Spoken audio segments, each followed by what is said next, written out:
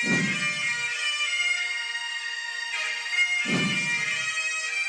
to that piece of lieutenant that's always on his podcast, bash us, him.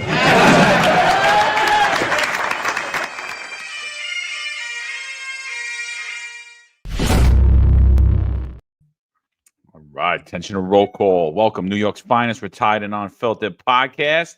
Sal Greco is filling in for the Eric Dim, who's headed back from Washington, D.C. last night. Thanks, everybody, for joining us this morning. We're going to be talking about preemptive pardons, and we're going to talk about Eric Adams' attendance at Trump's inauguration.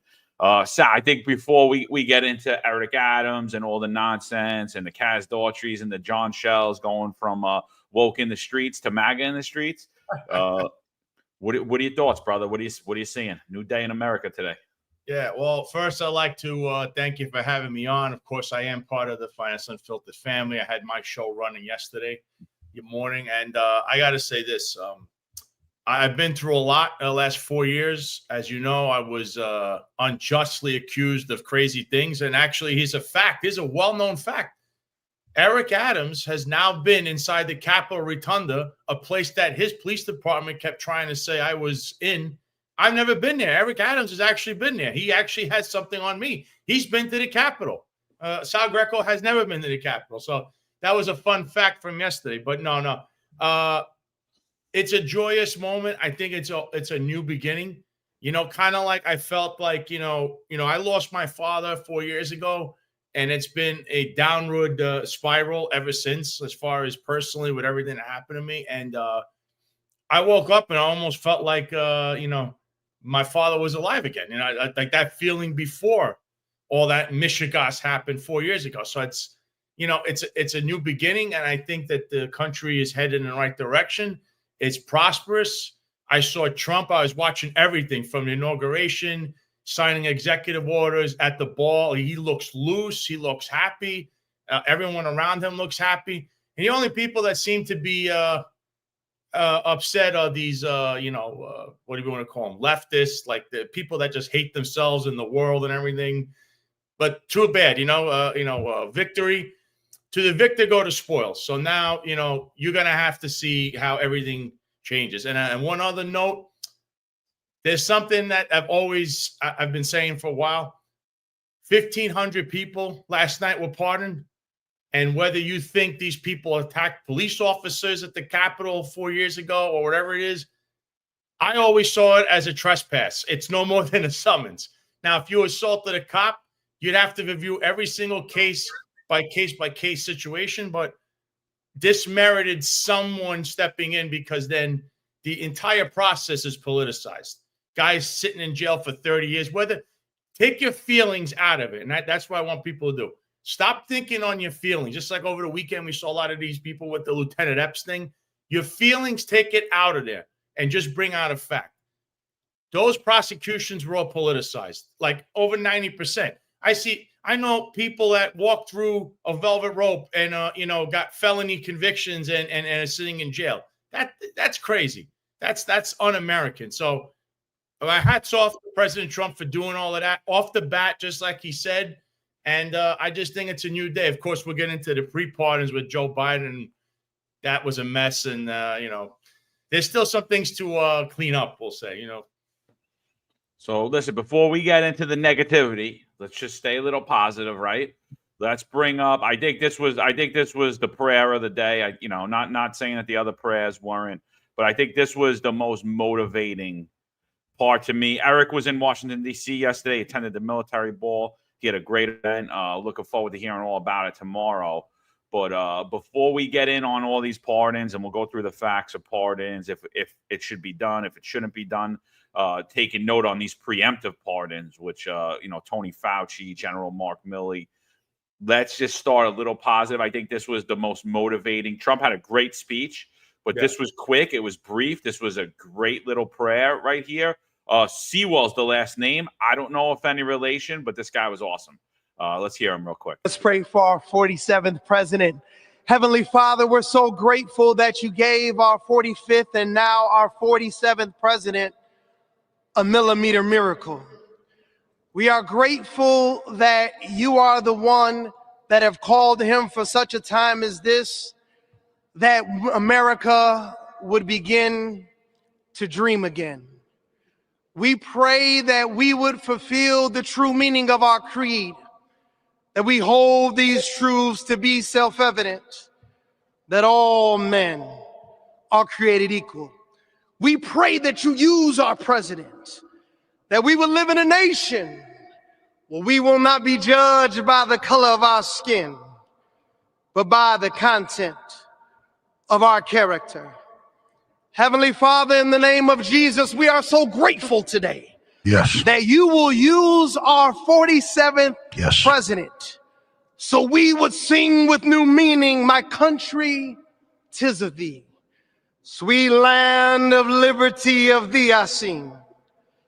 Land where my fathers died, land of the pilgrim's pride, from every mountainside.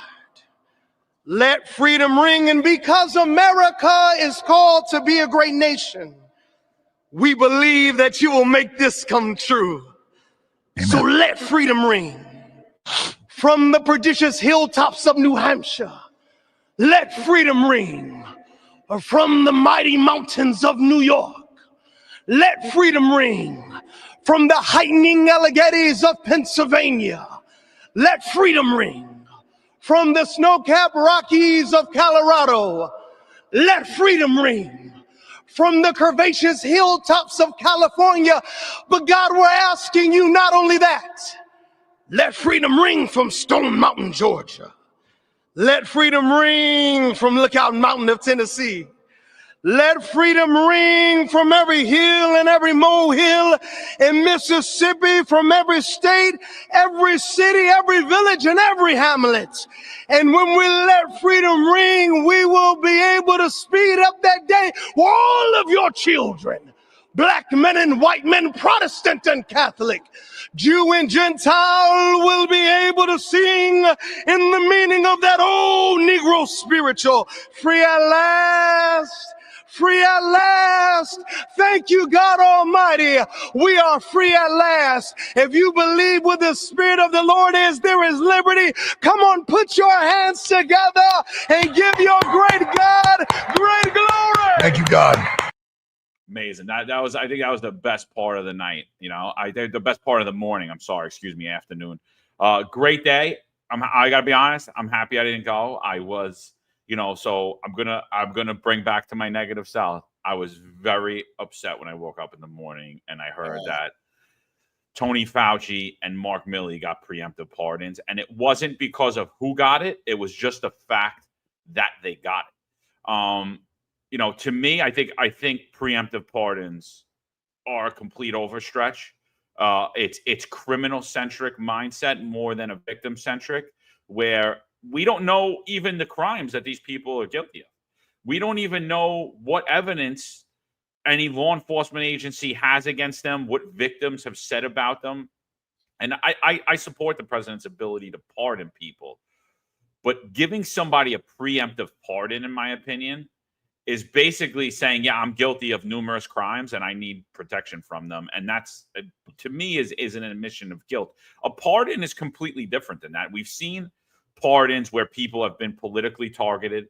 We've seen pardons where people have gotten sentences, maybe did something, but have gotten egregious sentences, you know, 10 years in jail for smoking a joint and marijuana. We've seen stuff like that.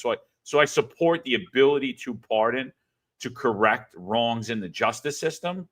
How do you feel about preemptive pardon, Sal? Well, actually, I think we were discussing this right before we went on.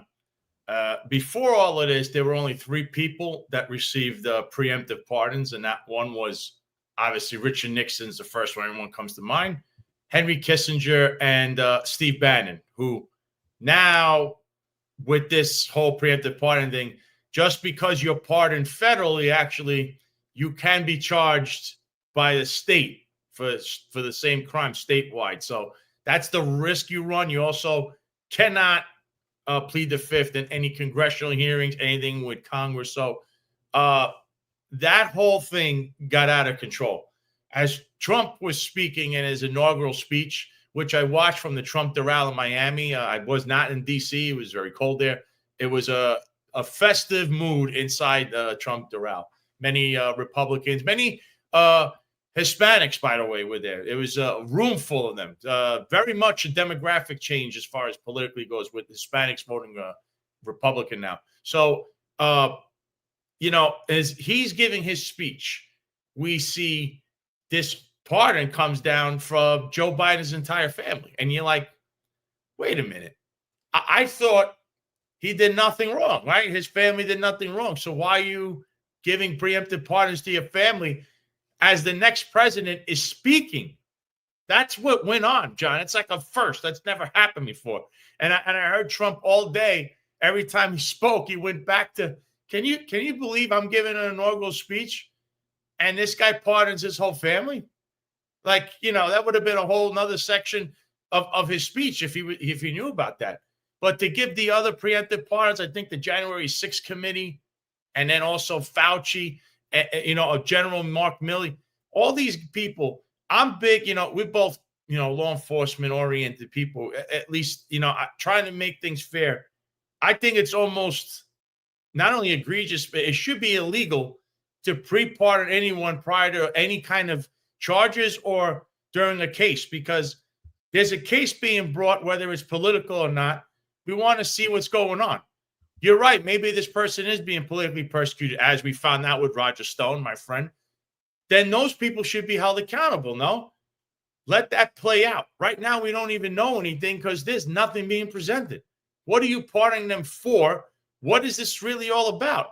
It's more like grandstanding and, a winking and eye and like a head nod to your base, which is really what that was, because he was screaming about Trump pardoning the January 6th. We call them hostages. All right. But you just pre-pardoned a bunch of people who don't even know what they did. I find it wrong. I think if there's a way to change that, there should be. I don't think anyone should get a pre-pardon just because we have no idea what the hell they would even be looked at, charged with. There's no court. We don't know any evidence. We don't know what a jury would decide. We don't know anything. It's just, yeah, that's my boy, and I'm going to give him a. That's what it looks like. Yeah, that's my buddy.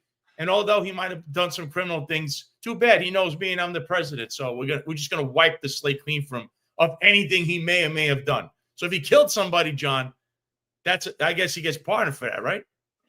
Yeah, I mean, I think that's the most disgusting part of it. And to me, we've been told that Fauci was a hero. I believe he received numerous medals for his work in 2020. I'm not going to lie, I was critical about a lot of the things that he did.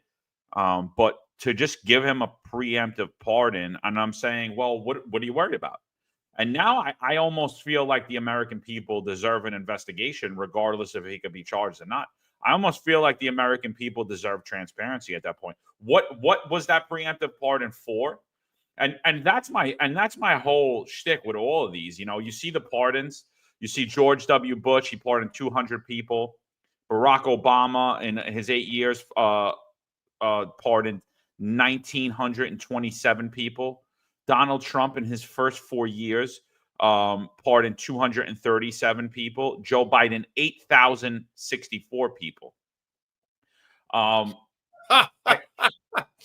to look at it, like, at least, how many pardons a day is he giving? My God. I mean, it's ridiculous. But I mean, when you think of most pardons, we understand what someone was accused of. We have full access to the discovery, what happened on the stand, what they were charged with. And I think the American people deserve that. So I think the preemptive pardons really just are a complete admission of guilt and a complete overstretch. But this is insane. But Sal, before you go, we just want to give a shout out. Tom, $1.99 to the podcast. He says, happy liberation and revolution of common sense. I agree with you, Tom. Listen, I'm thinking very positively, and I like a lot of the things that we're seeing.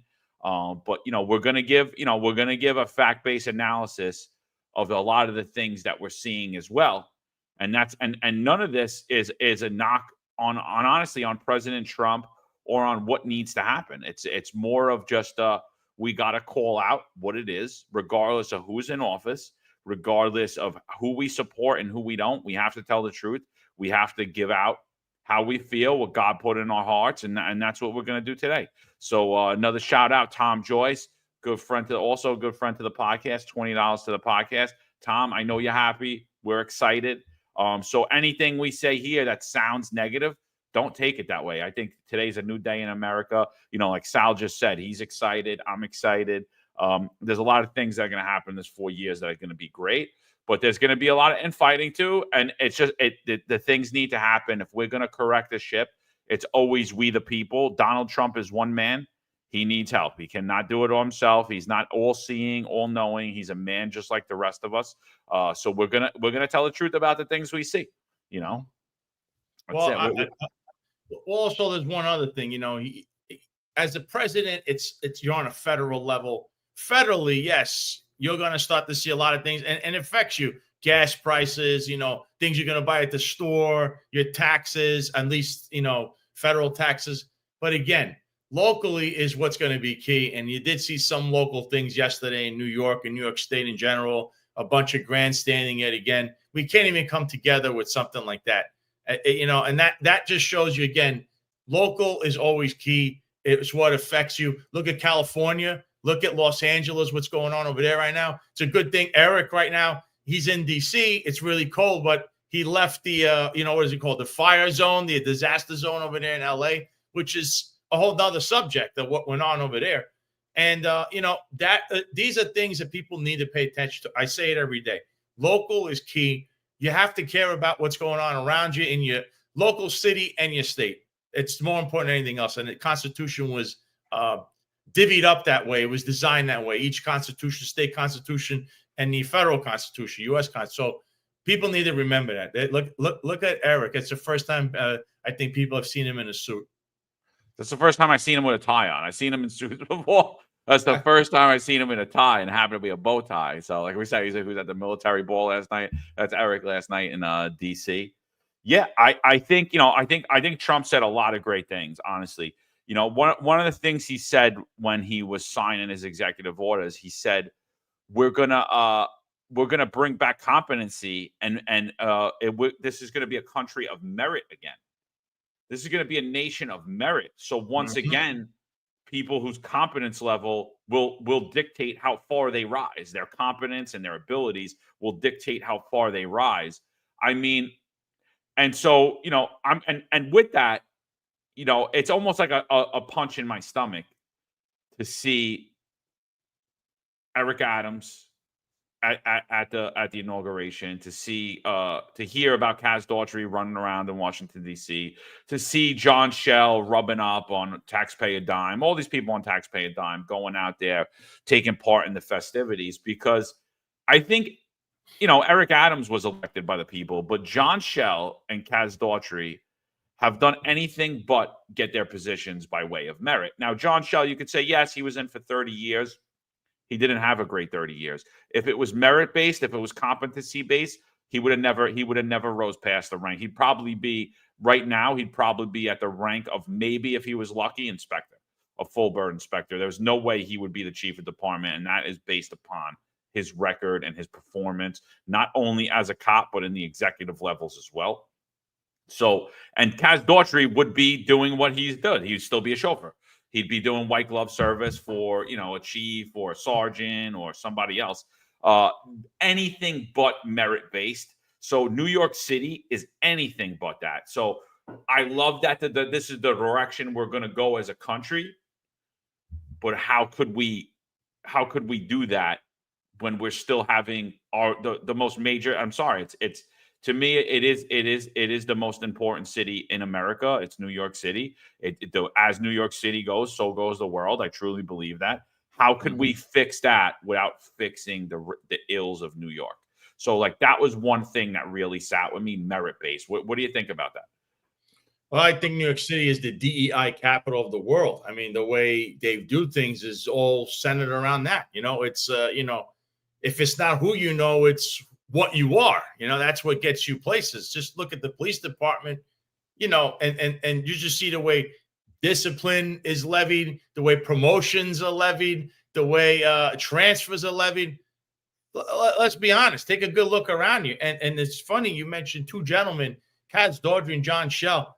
Not only were they there a taxpayer dime, these two guys are embroiled in the biggest scandal that's hit the New York City Police Department in at least 40 years.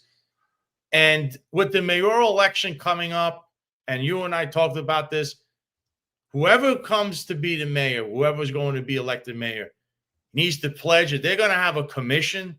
You want to call it the Consofrito Commission, we need to get to the bottom of corruption commission. You need to have a commission, and you need to investigate every angle of how this police department, what has transpired there in the last 4 years or maybe longer, but at least in the last 4 years, what we've seen, where we have people that are on the take, people running around extorting people. You have a slew of sexual misconduct lawsuits, and two gentlemen that were right in the center of that stuff is Kaz Daughtry and John Sal. We go back to Lieutenant Epps. Say what you want about her. Some people will say that she's the hero. Other people call her the villain. But I say then she's a necessary evil. Without her, all the house of cards doesn't come crumbling down the way it just did. Her lawsuit, which I am telling you, is going to heavily feature John Sal and Kaz Daughtry. And there are a lot of allegations and implications in regards to the things that they were doing. On that alone, that knowing this, Jessica Tisch still not modifying or suspended either one of them. In fact, promoting them along with Rivera, who's a Consofrito guy and a disgrace to the job. That shows you that she has no control, and it's still Eric Adams running the show. And if that's going to go on, you really need to take a look at the police department. That's why we need a commission, just like they had the NAP commission. You have to have a commission where they have to look at, and if there's any criminal aspect of this that's being missed by either the Department of Investigation, Internal Affairs, or the Justice Department, then the commission would levy whatever's going on and present it as facts to the people and let the people decide. Should we prosecute John Sal or Kaz Daughtry for crimes that they committed? Because more than likely here, John, there are things that they committed, because it can't be all these lawsuits, everyone is a liar. I know they got people like Juju that run pom-poms for these people, but facts are facts. You don't mount lawsuits if you're such an outstanding person. They're not all politically targeting you, you know? No, I agree. Sal, check your mic. You're coming in very choppy, dude. You're cracking up a little. Am I still choppy? Hold on. A little better now. Sleepy Joe, $10.01. 10-1, baby. Good to see you, Sal. Driving John today? ? LOL. Very true on local elections. The New York City Council has to be the worst in the nation. Adrian Adams showcasing a huge case of Trump derangement syndrome yesterday. I mean, Eric Adams had a huge case of Trump derangement syndrome for the last 3 years until he got indicted. And but listen, Sal, I agree with you 100%. When you look at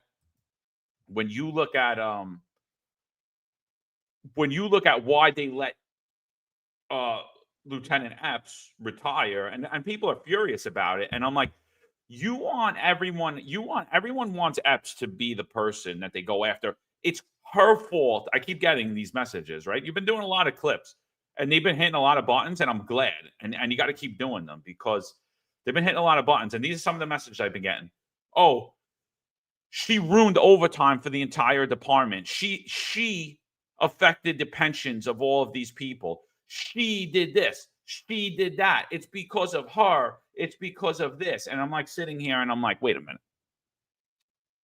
If there was any type of leadership in the NYPD whatsoever, it would have never happened. She would have never got that overtime. The scandal would have never broke out. But when we look at the overall of it, not only was she allowed to do it, not only was it authorized for her to do, the person that was authorizing was doing it for sex. It was bribery. It's criminal. And so everyone wanted Epps to be buried. Oh, she shouldn't get a pension. She should get this. All right, let's just back up. So how come Jeffrey Maddrey's not charged? How come Jeffrey Maddrey was never suspended? How come John Shell and Kaz Daughtry were never suspended? Why were their guys transferred? Why were all of the other people around just transferred that had the same, almost a similar amount of overtime? Is it just because Epps was the highest money earning? Is that the crime? Because she wasn't the highest amount of overtime earned. She was just the highest money overtime. Or is she just a fall girl? And I think that she would have been the fall girl. And I think I think the NYPD would have rushed. I think Group 1 would have rushed to get a charges against her in that 30 days and actually terminate her. But if they would have did that, they would have received a lot of opposition from us. And we would have highlighted and showed to the media that, well, look, they rushed this whole case, but they're doing absolutely nothing for Jeffrey Madry or anybody else on that list. And that's all I'm seeing now and now I really believe that, yeah, Epps was allowed to vest out and she was allowed to leave and they didn't bring those charges in that 30 days. But I think there's people that are remaining right now in the NYPD that are going to be sacrificial lambs. What do you think about that, Sal? Do you think that the people that allowed this, that created this scam, this sex for overtime, this basically they created the prostitution ring? That's what they did. They created it. And that's just one. Do you think they're going to get touched? Because I don't see anything happen to them. I see them on taxpayer dime spending a 3-day weekend in Washington, D.C., rubbing elbows, trying to get another job because this Adams administration is coming to an end. Yeah. Well, it's two-pronged here because what it is first, the people that are, obsessing over Epps, I keep seeing over and over again. You everyone have your own opinion. But what they're doing is that original article that was written by the New York Post and all those facts, that they were saying, she did make over $400,000. She was one of the highest people on the overtime list, but many other things were left out. That was designed by somebody in the police department, predominantly someone in the upper echelon sphere, as a smear campaign to play with your emotions. Everyone's emotions now is Epps, Epps, Epps, Epps, Epps. You're still stuck on that because that original fact was $400,000 top overtime earner. If you stick with that and you're like this, blinded, just blinders on, you're going to be upset at her. But as all the real facts start trickling out, you're realizing what I see, you see, a lot of us see in the Finest Unfiltered family is that was the smear campaign. We've seen this over and over again. You and I are both victims of their smear campaigns. Whether it works or not is another story because it doesn't work in a court of law, and it really doesn't have an effect on public opinion. In the initial phase, yes. As time goes on, it won't, because ultimately they're actually in court right now for doing all these smear campaigns. So that was what it is, John.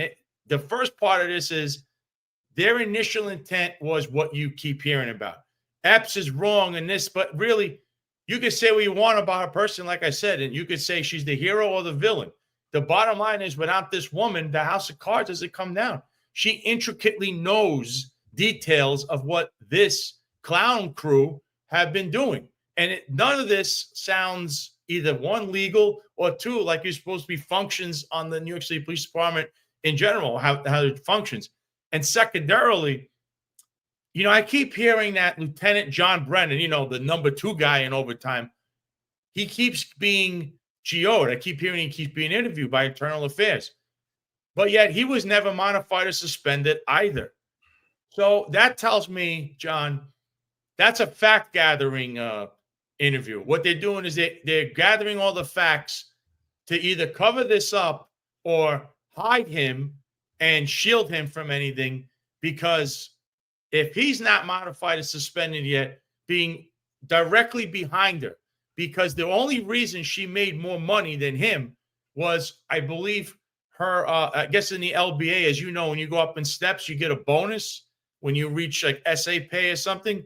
That's the reason she made technically $20,000 more than this guy.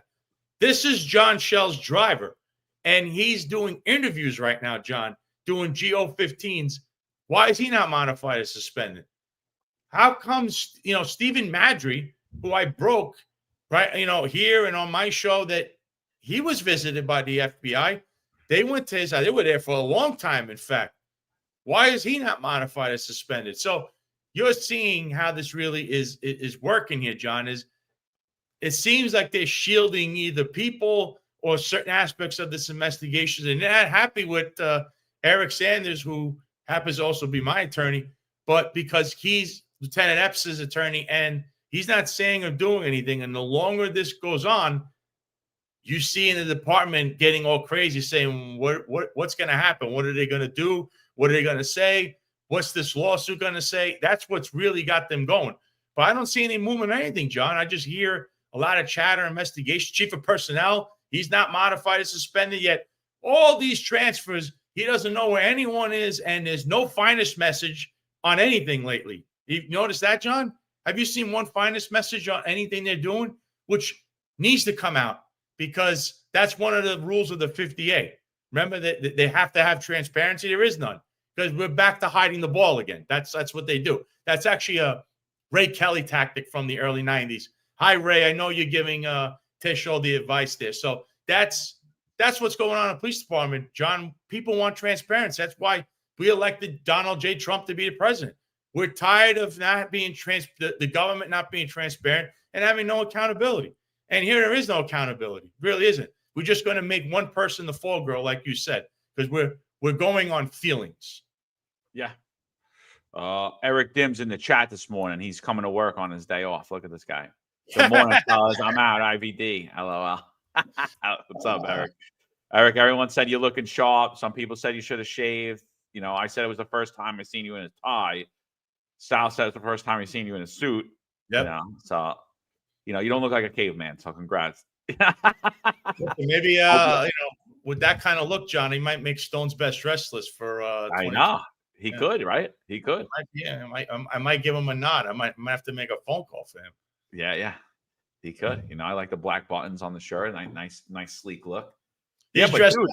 He's dressed. I'm specifically wearing the infamous soccer jerseys. I like to come on the Finest Unfiltered. This one being Inter Milan's road jersey for the 2024-2025 season. But he's wearing a suit. Usually I'm wearing a suit. So shout out to Eric. He looks like $1 million there. He's definitely, that picture right there would make him a candidate for Stone's best dress list. Unfortunately, all the hats he wears and shirts will take him off that. But for one night, he could be on the list. Yeah. He looks like he owns an iPhone there. It doesn't look like he's a Droid guy. Yeah. Looks like he's got an iPhone. But seriously, like when we look at all this, so now this kid Brannon's getting beat up, right? This lieutenant, they stuck their little podcast that they put together that was supposedly gonna, it was gonna pull all the views away from here. And he's going after Brannon too, and and just I think who said it here? Somebody said it here. I can't think of the name, but they said Tanya Kinsilla's entire office was depleted, but yet she remains. John Sal, all his main people are gone, yet he remains. Kaz Daughtry, all his main people are gone, yet he remains. John Sal actually got promoted. Excuse me, he didn't remain. He actually got a bump. Madry's people, they're only going after Epps. And when you look at this, you're sitting here, and I'm like saying it's really like it's disgusting to me to watch, because I think the media is failing on this, and I think Jessica Tisch, who had the opportunity to actually be the police commissioner, probably the only person that has had the opportunity under Eric Adams to be the police commissioner, and she's passing the buck. She's listening to two has-beens, honestly. She's listening to two people that should have no business any longer in law enforcement. They don't understand the vibe of the people. They don't understand what happened, and they're proving themselves to be money hungry and not have integrity. So she's listening to these people, and they're not giving her good advice, because what's being said is, I could be in charge of 35,000 people, and I'm competent and I'm great, but I can't manage my own office. Don't hold me accountable. Don't hold me accountable for the 15 or 30 people in my office, because I have to oversee 35,000. And I'm sitting here going, are you kidding me? You can't manage the 30 people in your office, and you think that you should be in charge of 35,000 people? That is the ultimate litmus test on the reason why your appointment was not merit-based, why you've proven to have zero competence, zero integrity, and you should be immediately removed from the NYPD. Your office is a disaster. You didn't clean your room, but you're going to come out here and clean the world. You didn't clean your room, but you're going to clean the whole house. You didn't clean your room, but you're going to tell your neighbors how they should clean theirs. And that's exactly what I'm seeing, and it's absolutely disgusting. And where is anybody to call this out? We're watching John Sal, and they're worried that he's MAGA now. I could care less. The guy will flow with the wind. He was woke 2 weeks ago. He was loving the open borders 2 weeks ago, calling for people to go protest, and now all of a sudden he's hobnobbing with MAGA like the rest of the New York Republicans. They're all of a sudden all the New York Republicans, the elected Republicans, love Donald Trump again. When they were all pushing for DeSantis, when they all turned their back on Donald Trump. Sometimes, some of them twice, some of them 3 times turned their back on Donald Trump and denied him. Nicole Malliotakis is one of them. You could look at her, hero of New York, And I'm just like sitting here and I'm going, what the hell is this? What the hell is this? These people couldn't manage their office. Why are they getting promoted and still where they are? But this is the key of the whole administration. And there's other things going on. Like you could pull up the post I had about what's going on with the transit, the subway system, the bogus Fugazi arrests there that are just propped up to say crime is down because we made all these arrests and they're all, Fugazi arrests and they're all declined prosecutions. Jessica Tisch right now, she's getting all these puff pieces. I mean, I don't know if she paid the Daily Mail to write that puff piece about her and her family. It's all about her family. Here's the bottom line. In your police department right now, if you're a cop on the street and you're wearing white socks, chances are you'll get charges and specs for that versus if you, one, were taking overtime, like, I don't know, putting down a code that said World Trade Center, instead you're not even there.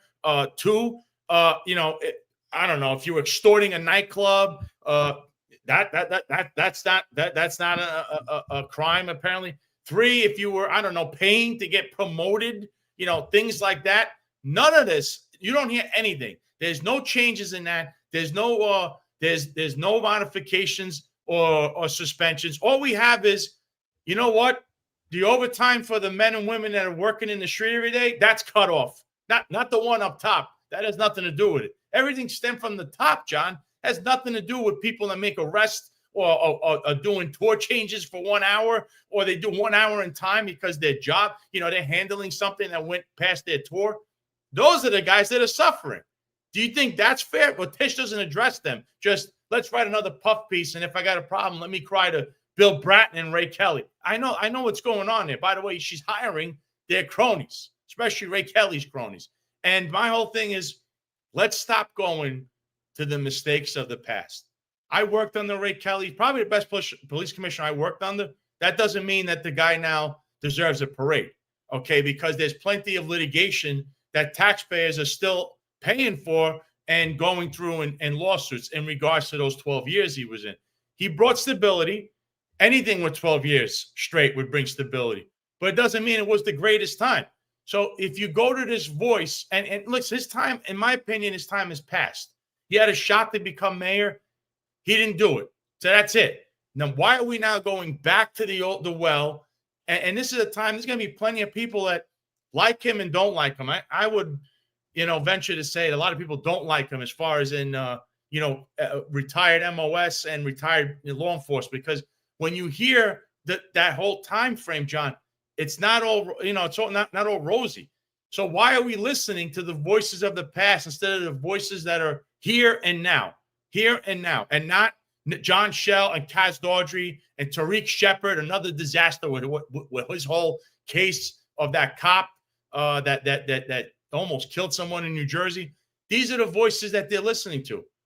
You need fresh voices that are on the job right now, that have experience and are just waiting in the wings because they're being stomped on right now by these corrupt people up top because they weren't, hanging out at Con Sofrito. They weren't partying with these people. They weren't running around in the nightclubs extorting people. That's the problem here, John. That's what I see with the police, especially Tisch. I don't understand what's this. They're building a shrine to someone who is literally has no idea what they're doing. As far as a police commissioner goes, that's how I see it. No, I agree with you. She's completely being propped up. She's being pushed as she's the Teddy Roosevelt She's Teddy Roosevelt. She came into a corrupt department. She cleaned it up. And honestly, she's done anything but it. She made a few PR moves in the beginning, and they were proven to be completely ineffective. And it's like I see Eric Adams running the New York City Police Department. I don't see Jessica Titch doing anything. And I see Bill Bratton and I smell Ray Kelly and I smell all these people in the background. And you could tell by a lot of her appointments and who's working with her directly that that's exactly what's going on. There's really been nothing to clean up the corruption in the NYPD. We've put the people that are directly involved in the corruption in charge of cleaning up the corruption. And it's honestly, it's disgusting to me. And I'm supposed to sit here and like pretend like, oh yeah, no, everything's good. She's doing a great job. I'm not. I'm sorry. I'm not looking for a job from her. I don't care that she's a billionaire. The truth is the truth. The truth is the people that were directly involved in numerous aspects of corruption are in charge of now supposed to clean up those aspects of. I'm sorry. I'm just not going to buy it. I'm not going to sit here and say that. And what you're talking about is in transit. You're seeing it. You're saying it again, numbers for numbers, right? And we've been seeing that throughout the Adams administration. This is all a game. This is all perception management. It's all a lie. Transit safe. It's just your perception. We've gotten this amount of arrests. I'll go back to that city council hearing with Mike Kemper about a year ago when he sat there and he's like, we've written more summonses than we ever written, but don't worry. We 90 something % of them or 89% of them were never searched. And I'm like, wait, time out. You saw people committing crimes and you're giving summonses for those crimes and not tossing them or not patting them down and frisking them. That tells me everything I need to know that was numbers for numbers. That's going after the wrong people. You're giving my wife a summons for some stupid thing while there's a bunch of perps hopping this turnstile right in front of you. And what I got up on the screen right now is another thing that shows you that they don't have transit in control. They put these spikes, these stupid spikes that God knows how much they've spent on it. God knows how much money they're going to pay in lawsuits for it. And you could see clear as day. These kids just walk up and hop right over it. It's no big deal. These spikes deter nothing. Who got that contract? I'd love to know. That's stuff we got to look into because this is the stupidest thing I've ever seen. Just more wasted money being thrown in transit to tell you you're safe instead of you actually being safe. What about Robbie Robot? Remember that thing in transit? That stupid robot. It cost $750,000, and it was overtime, and cops had to watch that thing. And you lost manpower and had to dish out overtime for that stupid robot that did its function. I still don't know, but I know one thing. I know that if you look outside of Transit District 20, okay, and you see the people, it's like a conveyor belt of homeless people. I thought we were supposed to help the mentally ill. Isn't that what Eric Adams has been stating? They're all getting arrested for numbers in transit. They just arrest you, right, and they all get declined. That is the order from the very top, is to arrest people so that it looks like this. So, we're doing our jobs. We have all this crime in subway shootings, but we made 6,000 arrests. What? 5,999 were declined? That's what they're not telling you. I'd love to FOIA request this. I don't know if anybody can, because you're probably going to have to do Article 78 because you know how they are. They all pucker up in the police department if you try to hold them accountable or hold them to task. So that's what I would like to know is what's actually going on. Why are you making all these arrests and they're all declined prosecutions? That's all lawsuits. If anybody had half a brain getting arrested, you got a declined prosecution. You're on a subway platform getting arrested or summoned for some nonsense. They're just garnering numbers. And if you talk to the men and women in transit, they don't want to do that stuff. They're being forced to. I wish someone would come out and say, it's that Eric Adams administration telling us, at roll call, you have to go and do this because that's what's going on, John. People you can't be afraid anymore. The longer you stay quiet, the more they're going to pound on you. You got to fight back. You have to punch them back in the face. And if you can't do it through the NYPD, you could come to us, you go to the media, then they won't touch you. You might go through a little phase like we all did. The smear campaign like they did with Epps and everyone else. But in the end, they're going to have to either capitulate, be humiliated, or pay you out. Those are the three options they're going to have because they're wrong. This is wrong. What they did with Epps is wrong. What they did to me, John and Eric and Marlon Bethel is wrong. And you know something? Speaking of Marlon Bethel, I saw that President Trump signed an executive order that every single person in the military that was terminated because of the mandate, and remember, that mandate was put in for political reasons.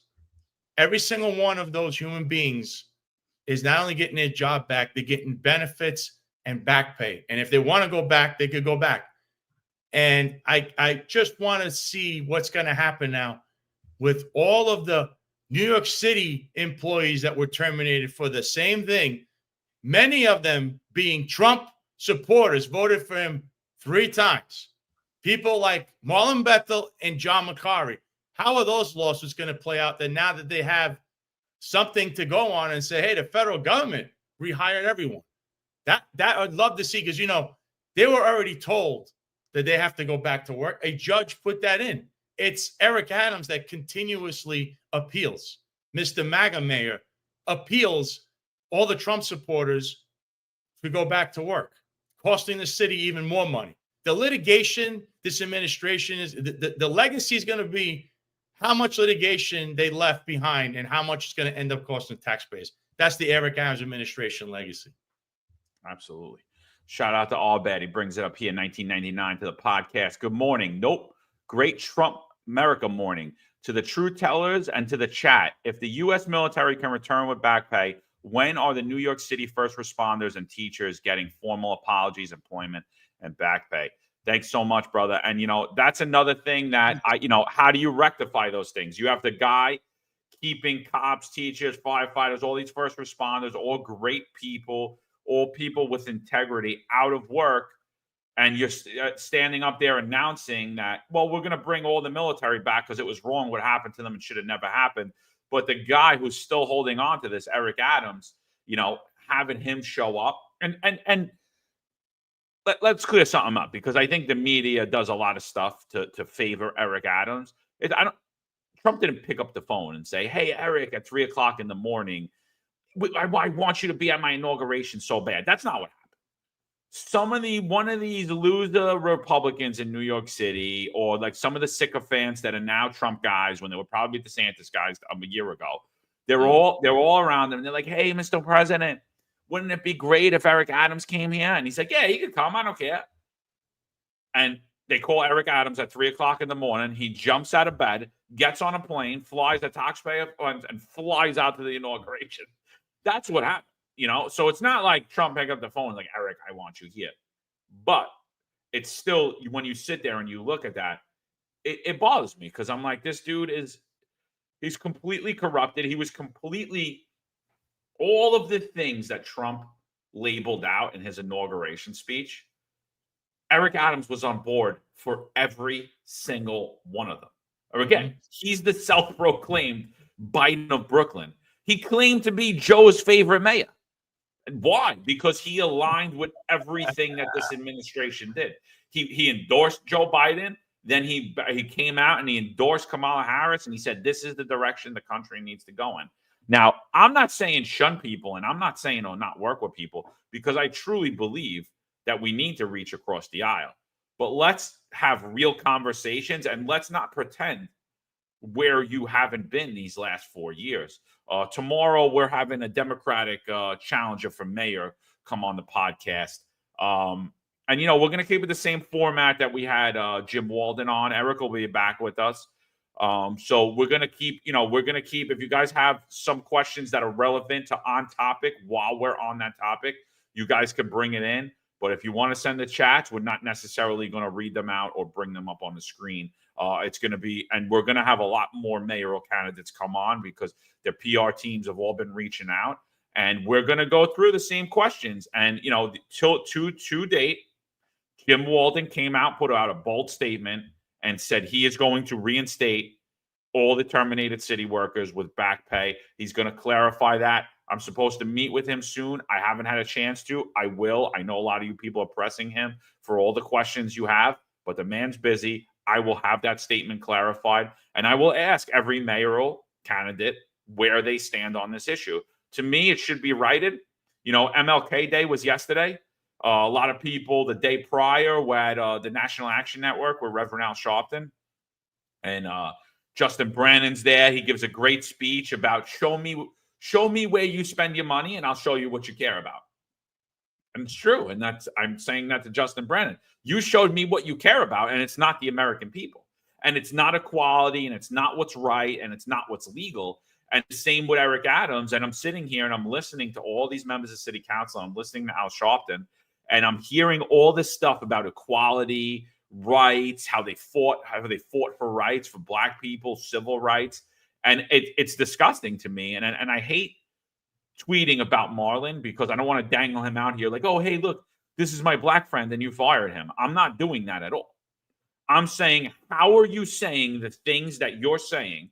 And this guy was fired, a Black man, a legal immigrant. You're saying that you care about all these people. You're fighting for all their rights. But here's Marlon Bethel, who's both of those things, did absolutely nothing wrong, paid his taxes, was a good upstanding member of society, rises to the rank of detective, is working in the NYPD's intelligence division, and he is terminated without ever being charged administratively, without ever being charged criminally, without ever receiving a department trial, without ever receiving due process, and we're just pretending like he doesn't exist. And you're sitting up at the National Action Network and you're quoting Martin Luther King. And I'm sitting here going, am I losing my mind? And so now, the people that normally respond to me on Twitter have absolutely nothing to say because they're liars. They're phonies. And the same goes, and the same is true for all these Republicans too. Because all of them were cheering with the over the military being reinstated, and the military deserves to be reinstated. But when I bring up Marlon Bethel, where are they to highlight him? Where are they to talk about the cops and the teachers? No, we can't do that because we like Eric Adams. Because if Eric Adams goes to jail, if Eric Adams gets investigated, he's going to sing, and we're all going to have a big problem because the stuff we did with these migrant contracts and everything else, we kind of were involved in too. Yep. That's a lot of what's going on in New York City. You see a lot of that. And he's not even a Republican. Eric Adams, I don't even know if the guy's a progressive. He's he's for himself. That's the best way to describe it. If it sounds good and he gets positive press, or he gets, a lot of attention for doing something that sounds a little right wing, he'll do it. If it's something that's left wing, he'll do it. And bottom line right now is he's looking at not only his own survival right now, we'll say, in his freedom, but his political career. He's looking to somehow survive. I don't know if anyone could read through the lines. That's all you're seeing here. But I think what he did yesterday, that pretty much, he has no future in that Democrat Party, and he'll get crushed in any Republican primary. So I don't know what that was really about, other than it's grandstanding. These are final months of him as mayor. He just wants to run around still with that stupid suit and his smile, because it really did nothing having either him show up there or him being there. It's not going to save his political career. Could it save him being his own freedom? Maybe. Who knows? We'll have yet to find out. But as far as political career goes, if you heard all those people speaking yesterday at that MLK Day in New York, they were all taking shots at Eric. So he has no future there. But he's not going to be able to run in a primary, because I'll tell you, Curtis Sliwa will crush him.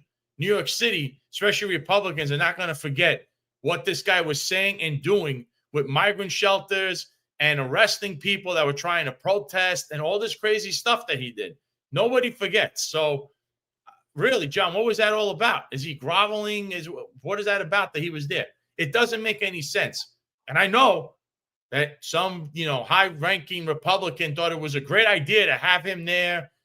And these are the same Republicans that tell you we're all for Trump, but, they were all DeSantis people, and they'll sit there and then they say, well, we're going to not run for this seat for, I don't know why, reasons we don't understand. We're not going to spend any money here, but we're going to put all our money right there where this guy cannot win. That's something that happens a lot in New York State in general. So, I mean, John, I can't figure it out. It makes no sense politically or other than really, it is what it looks like. The guy's just trying to stay out of jail. I mean, other than that, what is he doing there? Because it really hurt him in his own party.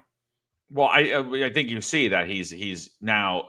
I don't think he has a shot in the Republican Party at all, other than with this New York Republicans. But honestly, I wish they changed their name to what they are, the Progressive Light Party, because that there are no elected Republicans in New York. None. Don't give me a name. I'm telling you right now. I'll show you something progressive they did. Don't give me a name. The front runner right now for governor is it's honestly, I can't. Mike Lawler has been bragging for the last 4 years on how he votes Democrat. He's been and like, I'm bipartisan. I'm with it if it makes sense. If it makes sense. But what we saw the last 4 years is nothing made sense. And he's like, oh yeah, I'll sign off on that with you. Oh yeah, that's horrible. Okay. And you know what he's bragging about?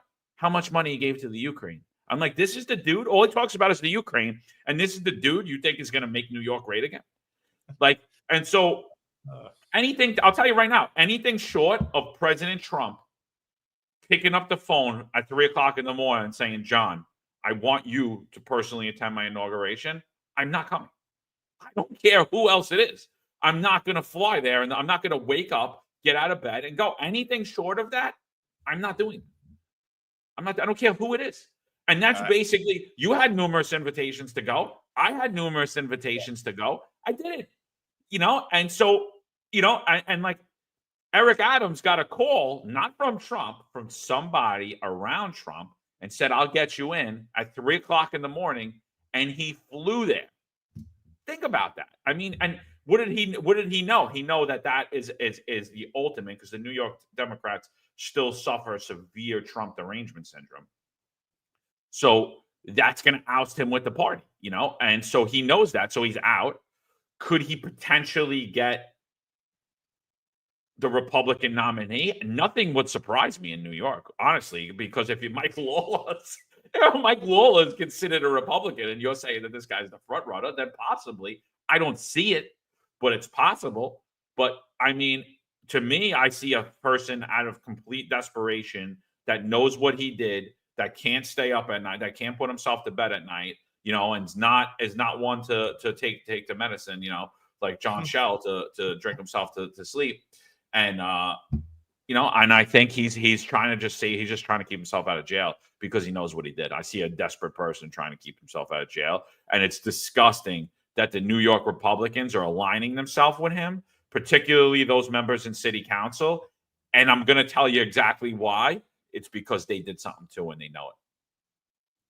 I always, you and I think like investigators still. And when you start seeing that kind of stuff, especially, I understand sometimes there's, you cross over as parties. Like, look at Fetterman sounding like, now that guy's a Republican. I didn't know that. That's news to me. But like, and I see a lot of people on X or Instagram, they love the clickbait because remember, they get paid for stuff like this. So they'll come out, oh, John Fetterman, look at what he said. He's MAGA. And they'll get like thousands of views and stuff. So then they get paid by X. But the guy is just like, can it be like if I just happen to walk in to some ceremony, like I'm in a place and it just happens to be a Democrat ceremony, right? Like there's a Democrat thing going on. Does that now make me a liberal? I just happen to walk in here. I might know one guy, just personally go hello or whatever, and that's it. Like I don't really believe in what's going on there. I know someone. Could it be just that? No, they want to jump on something right away and say something insane like that. And I see a lot of that with Eric Adams, like a lot of it. Like here he is. Here's Fetterman walking in. And people, I saw a bunch of posts about this guy. He's now like the latest MAGA guy. The guy's a Democrat, by the way. He's actually a socialist. He seems that when he had some problem and maybe he hit his head somewhere and he started changing his views, which that's already suspect. But he's a Democrat. He's not a Republican. And I'll prove it to you when the votes come for bills and things. You'll see how he votes because it's not going to be Republican. But these guys online who want to drive people either one way or the other, they take away your common sense and try to steer you in one direction, whether it's in a cult, in a group or something, and they tell you something crazy like that. And they've also said crazy things about Eric Adams too. Oh, this guy's MAGA. Forget that this guy said the city's a sanctuary city and that he invited all the illegals into New York City. Now he's MAGA because he went to this thing, you know, and that's all false. It's all false. And I don't know what's driving this narrative again. I don't know who's really behind it, but I see a pattern of it. Usually they have social media influencers that have connections back to the Young Republicans or Steve Bannon's cult there. That's what it seems to be. They're derived under that umbrella to do certain things, and it's all like political. But folks, don't mistake Fetterman as some MAGA Republican now, because that's quite laughable, actually. Yeah, Word of God asks, how can I reach out to you, Sal? Reach out to him either through his Instagram messages or his Twitter messages, and he'll respond. You could also hit us at www.thefinestsunfiltered.com. I'll forward it over to Sal. So if you want to get in touch with him, but yeah, the guy's a slob. I mean, this is disgusting. I don't care if I didn't like who was coming in as president. I would never show up to anywhere formal dressed like that in gym shorts and a Carhartt sweatshirt. And you have all of these supposed conservative influences. And I've been saying it for a while. It's like a hook of mine. It's like I say it all the time. Your favorite conservative influencer is a progressive.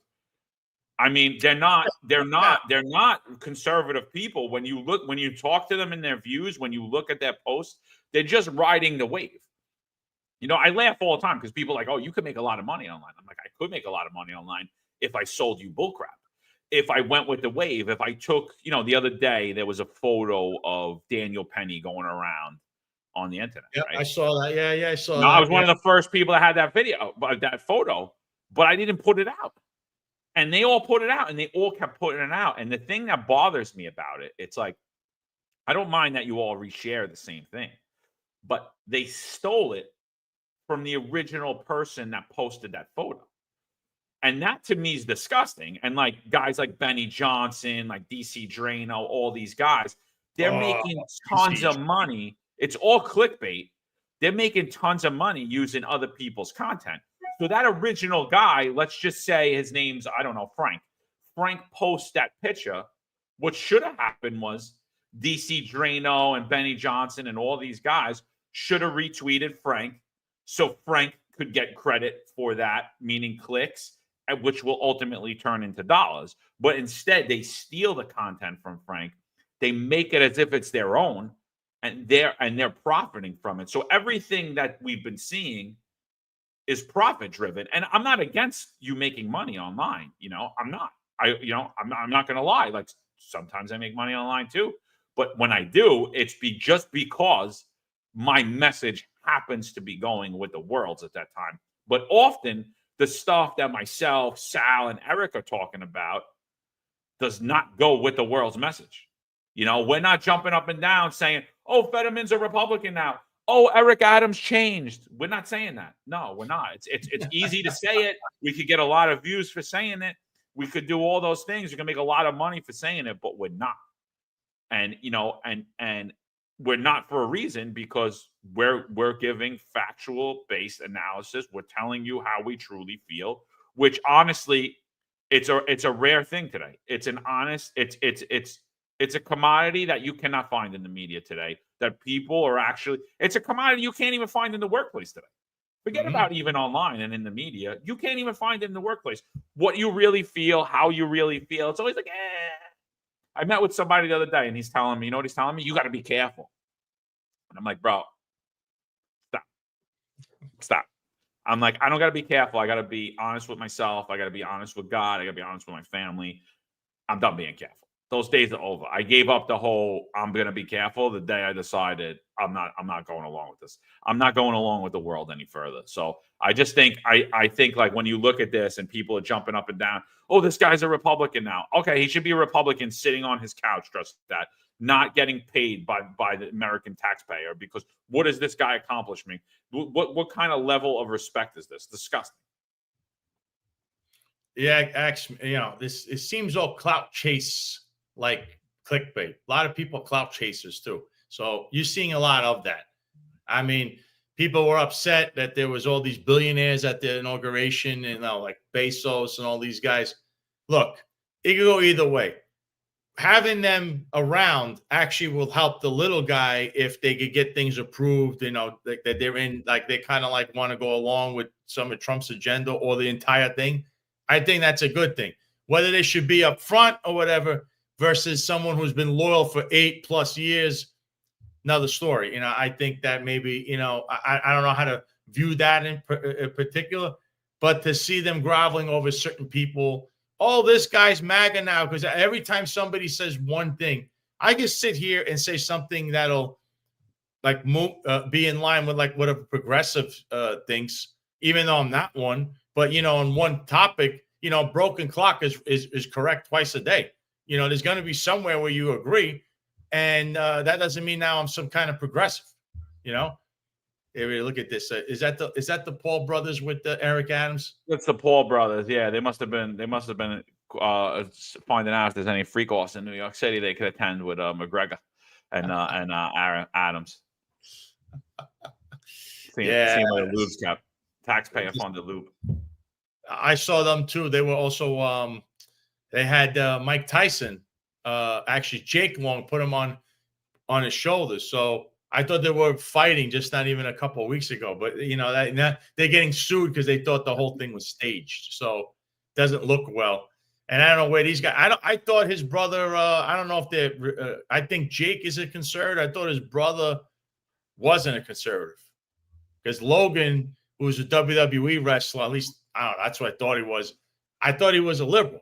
Now he's because he was against Trump. That's what I'm seeing. A lot of this people like to go where the wind goes. So right now it's cool to be a Trump supporter because he's in office. He won. The majority of the country voted for him. So they're all jumping on that way. But listen, you have to read between the lines. And I think this audience that watches us is more intellectual. You're more of a thinker.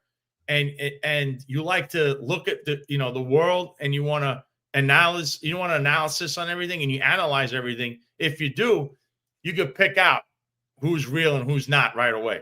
But for the rest of everyone out there that's still trapped in the matrix, will say, yeah, Eric Adams a Republican now. MAGA, woo, let's woo. Oh, he's great. Fetterman, yeah, he's a Republican. Yeah, I saw this. Benny Johnson said so. Oh, Jake Paul and his brothers. Forget that his brother hated Trump years ago and said some nasty things. He's a great guy. And look, I understand you're allowed to change your opinion and everything, but you know what? I know what flip-floppers, what kind of people they are too, if you keep flip-flopping, because one of those people happened to be Eric Adams. He flip-flops on everything. So if that's the kind of people you want to be, worshiping or liking, and, it might say a lot about your own character, and you might have to do some soul searching. I agree. Shout out to VSS Venturas, $10 to the podcast. Yesterday was a showing of leadership and not the usual politician speak followed by nothing. The New York governorship will be chocked full of unqualified losers who deserve jail, not a leadership role.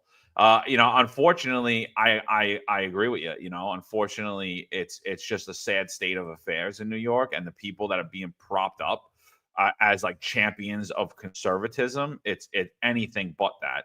One of the things I found very interesting is all of the people that now support Trump, including Conor McGregor. I don't remember you remember that loser, that drunken drug addict loser who now wants to be the president of Ireland.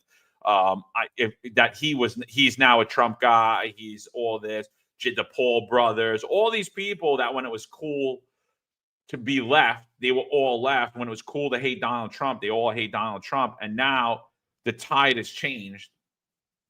This is Hotep Jesus. I don't know if anybody ever listens to this dude. I kind of like him. I saw this clip the other day, and he kind of touches on it because it was one of the things that was really bothering me is the Snoop performance. And I'm like, I don't mind. Like I said, I don't mind that people change opinions or we grow and we learn. But, Snoop was older when he did this. I don't know if you guys remember, but he actually had a video where he was assassinating Trump in his music video. Yep. And he never apologized for it. He never even spoke about it. And now all of a sudden, everyone just pretends like they were always MAGA, like Eric's doing, like all these people. And Hotep Jesus, I think this clip really nails it. Listen to what he has to say here. And he kind of describes everything that's going on in the country. and what we see in New York City too. Listen to what he says. Do you think what? No, this time. So right now, the establishment wants a right-wing movement.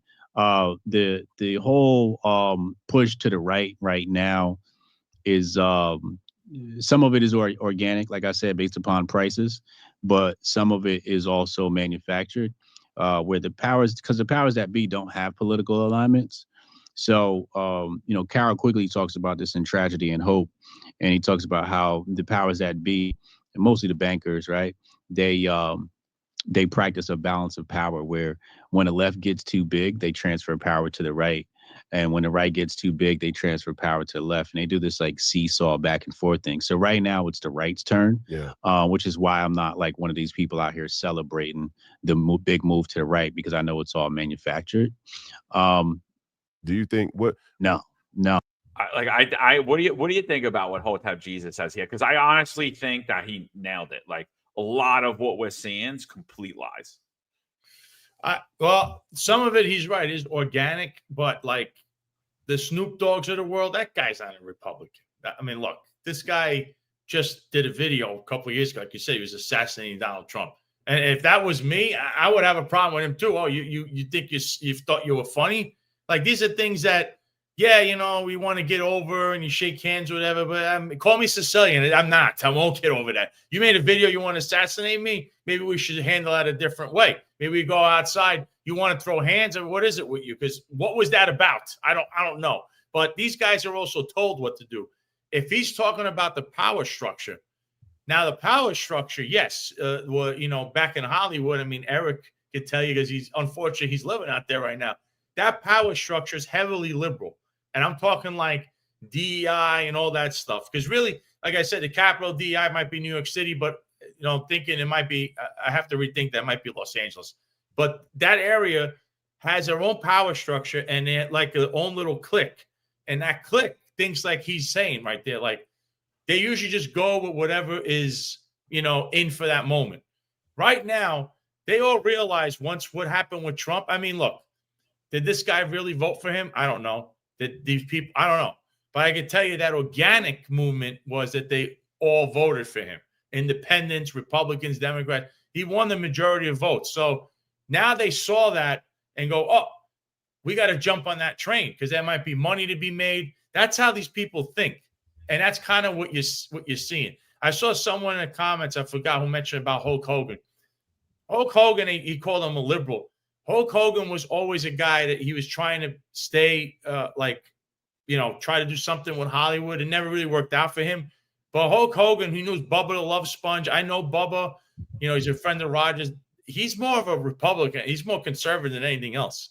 And Hulk Hogan's from here in Tampa. That's also a conservative area.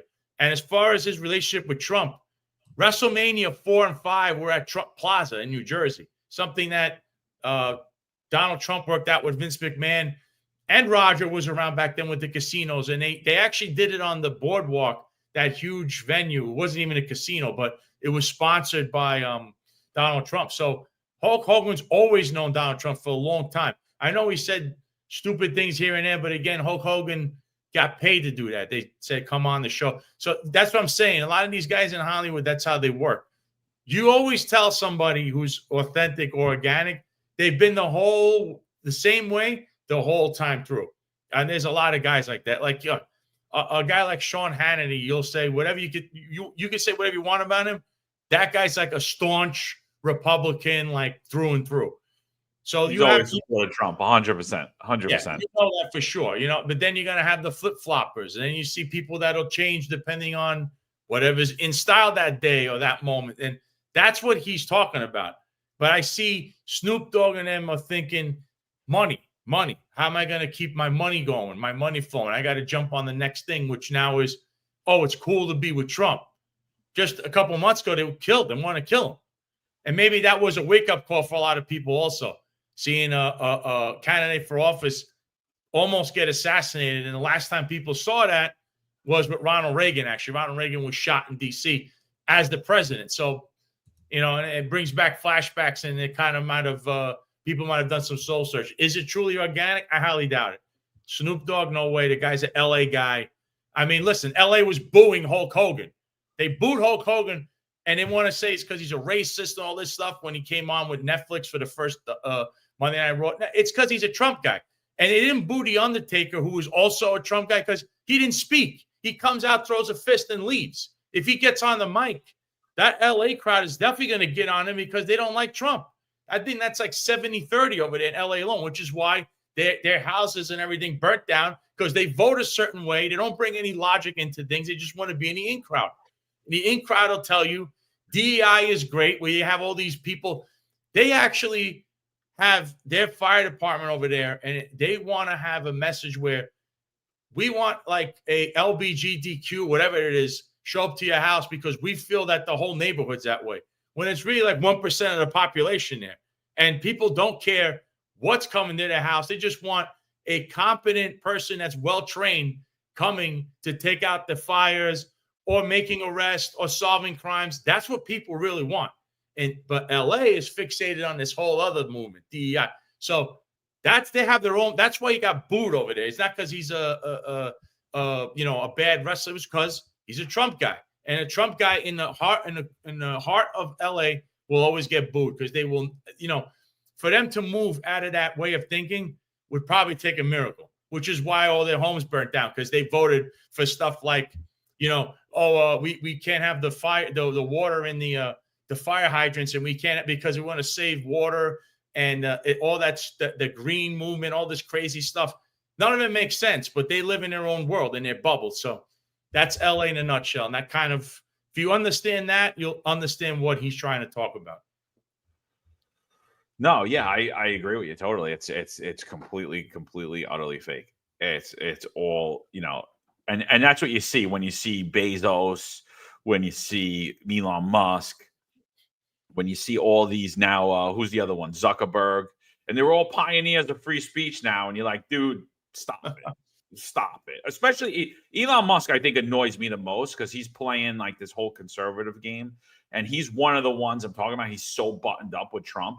And I'm like, dude, you just announced 3 weeks ago that if I don't post things that, if we don't post things that are positive or informative, you're gonna restrict your algorithm. That's censorship, and I don't support it. And I'm like, I don't care that Elon Musk now supposedly aligns with me, like politically. It doesn't matter to me. I'm like, I support free speech. I'm a free speech absolutist. I'm not for any type of restrictions on free speech, And speaking of that, something important came up last night, and I was talking to somebody last night about it. We were talking about the censorship on YouTube, and I was talking about how not on YouTube, on Facebook. We're censored on every platform, but on Facebook, it is insane the amount of censorship. So like, I don't even actually ever post there. Everything is just like kind of comes right through my Instagram. And Instagram censors ginormously too, as well. But we get a lot more traction on Instagram. I think we get about 1.7 million views on Instagram every like 30 days or whatever. Which I honestly think it should be way more than that. But whatever. That's besides the point. So, but it gets out a little bit even with the heavy censorship. On Facebook, we put out a post. There's nothing. And then have it because what you just said. I don't even have. I don't get one line. And then like some people say they follow me on Facebook, and I'm like, I don't even know, dude. If I don't respond to you, sorry, because I really don't even look at it because it's not worth it. It's a waste. To me, it's a waste. But there's all these like retired pages, and I can't think of what the hell their names are on these retired pages. But the people that run those pages censor those pages so heavily. There's like retired cop pages where people go to rant. So the Finest Unfiltered, we have a page now, and then we created a chat. We only have 8 followers. I didn't promote it yet. I don't really even know how to promote it, but there's an at the Finest Unfiltered like blog there. So you guys can go in there and post whatever the hell you want. I'm not censoring anything. Everyone's like, oh no, you have to monitor that stuff. No. We're not going to monitor anything. First Amendment, free speech. Post whatever the hell you want. You will be held accountable for your words because it's America. We can't protect you from your free speech, your right of free speech. Obviously, there's a lot of media that listen to this. If you guys say and do dumb things, that's on you. And on top of that, there's a lot of people that come in this chat, that come on my Facebook, Sal's, or not, well, whatever, or social media. Yeah. Eric's, the podcast, and they say a lot of racist stuff. And it's funny because the people that are saying it are actually plants. The majority of them. There's some probably lunatics that are saying some stuff, but a lot of the people that are saying the racist stuff are doing it to make this seem like this is a racist platform and to try to diminish your voice and your nuances and your ability to intake information and paint all cops out to be racist. Don't buy it. Shun those people. But I'm not censoring them. I don't care. It's not my job. I'm not going to sit here all day and worry about who said what. I don't even look. I've been telling all of you for forever. I post and I ghost. If sometimes I'm bored and I scroll and I see something, maybe I respond to it. Often I don't. It's too much stuff to respond to. I'm not going to be like this for 24 hours a day. Oh, let me make sure I answer this person. Oh, let me make sure I answer that person. I don't. I say what I got to say. I post it and I ghost. And that's it. Yep. And I see you later. And whatever anybody says. So that's up on Facebook. It's called At the Finest Unfiltered. There's only 8 people on there. Go on there, post whatever the hell you want. Nobody's pulling it down. I could care less. It doesn't matter to me because those other retired pages, people send them to me. And I think I'm a part of them. I never go in them. I never look at them. I know like a lot of the stuff that I post, Sal posts, Eric posts, you guys post in there. And I keep hearing that they get pulled down or like crazy things happen because they're trying to protect the narrative. They're trying to protect it. We're not trying to do that at all. You don't have to be positive. You don't have to be informative. Say whatever the hell you want. This is America. We are what the Finest Unfiltered is the voice for the voiceless.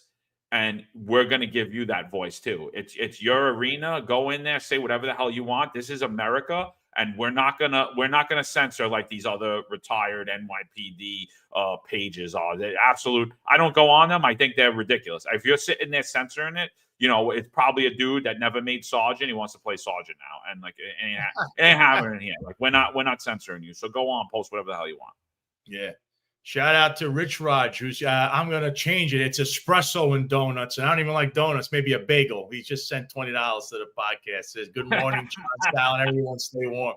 Yeah, I'm not a coffee guy. You ask anybody. And I'm an espresso guy. I'm a real true Sicilian. And I never ate I did not like donuts. I would have a whole wheat bagel or something. That was me when I was on the job. And I was, if in the morning I had like a day tour. I wasn't a day tour guy either, unless I had court. So those are the two things with me. I'm not coffee and donuts like Eric and John, but espresso and a bagel. And I do want to say this. I noticed that you mentioned a chat. So you don't censor Juju, who conveniently is absent today. He must be in D.C. Must have been D.C. He must be with the crew, driving back or flying. So I send my regards to Juju. Hope all is well. I hope you enjoyed D.C. and running around with your friends there, Kaz Audrey and company. I heard, I can't find it. I don't know where it is, but someone sent it to me, and on my phone's like blowing up here, so I can't find it. But I heard that Trump just fired Mark Milley. Yeah, he fired him. Yeah, he fired. Yeah. I don't know where the hell it is, but he fired a bunch of guys at midnight. Yeah, he went back. So get this picture in your head. He did the 3 inauguration balls, went back to the White House, and fired those guys that he wrote. He fired 6 guys. And he wrote in the thing, "You're fired." That's what he wrote. It's hysterical. Imagine he actually did that in real life. We were, "You're fired." I'm telling you, I want to do it for free. I want to do it for free in the NYPD. You don't even have to pay me. Nothing. Yeah. I'll fly in. I don't need taxpayer dime. I'll fly in on my own. I'll stay on my own. I don't need nothing. I don't need transportation. I don't need security. I don't need nothing. I just want to walk in. You're all fired. Thanks. Have a good day. John Fredericks, $4.99 to the podcast. Good morning to all. It's a new day. Let's see if the Trump military COVID EO translates to New York City. I think it's going to have a major standing in these cases at this point. What do you think about that, Sal? Prior precedent. You're going to use it as a case law now. You can go back in your own case and everyone's case and say the federal government admitted this and hire everyone back. So how do you, as the city, who were already ordered to do so by a judge, how do you not follow suit? What makes you special? That you're Eric Adams and you party all the time? What makes you special? Really, tell me. Because that's going to be what's going to be argued in court. and it's going to be an issue. You can't just try to get around it. It's not going to work. And I know how these people act. We got VSS Venturos forgave us $5. So again, espresso and a bagel. Juju's with his special sock right now and the lotion. Hashtag Jurgen. He might have already completed the mission, though. I personally think he's probably sitting in the airport with Eric. He's headed to New York. Eric's headed to L.A. So I think, Eric, check him out in the airport. Check him out in the lounge. He's probably there. I'm sad you didn't get any photos with Shell or Kaz or the mayor. You know. And I know Eric for a fact. I saw a video of him saying he's going to walk outside and see if he runs into John Shell or Kaz Dodger. It would have been priceless to see him run into those people. That would have been priceless to see Eric try to walk and have his camera out or something and interview. That would have been priceless. But of course, they're probably. I tell you what, John Shell probably is. He's hobnobbing with Republicans now because now he's MAGA in the streets, in the sheets, and in the streets now. Now he changed. One day he's progressive. He's MAGA in the sheets, progressive in the street. Now he's flip-flopping all over the place like a whale. And he kind of looks like one too. So that's funny. He's flip-flopping like a whale. Yeah, hysterical. Too funny. So speaking of the mandates, this came out the other day. I think this is big. This is huge. I know you guys can't really see what it is on the screen. It's kind of small on the screen. But what this is there was a cop, and I blacked out all his information just because I haven't spoke to him, and I don't want to just throw people's names out there. But I've been following his case. I've been researching all these cases online, so I've been following his case, and this just came out, and I was blown away when I read it. So he's been asking in discovery for, his lawyer continuously asked throughout all these depositions to higher ranking NYPD officials. This officer was denied a religious exemption and ultimately removed from his job in the New York City Police Department. So the city is having a very hard time at reasoning why, in fact, they did this. As a matter of fact, they actually haven't gave a reason on why they did this. So throughout, I've been reading all his depositions and I've been sharing them online. And at all of his depositions, his lawyer, who's actually my lawyer now, continuously asks, did you do anything to prepare for this meeting? And they're like, yeah, I reviewed all of the training material, all of my emails and text messages prior to coming to this deposition. And then my lawyer, corporation counsel will be objection.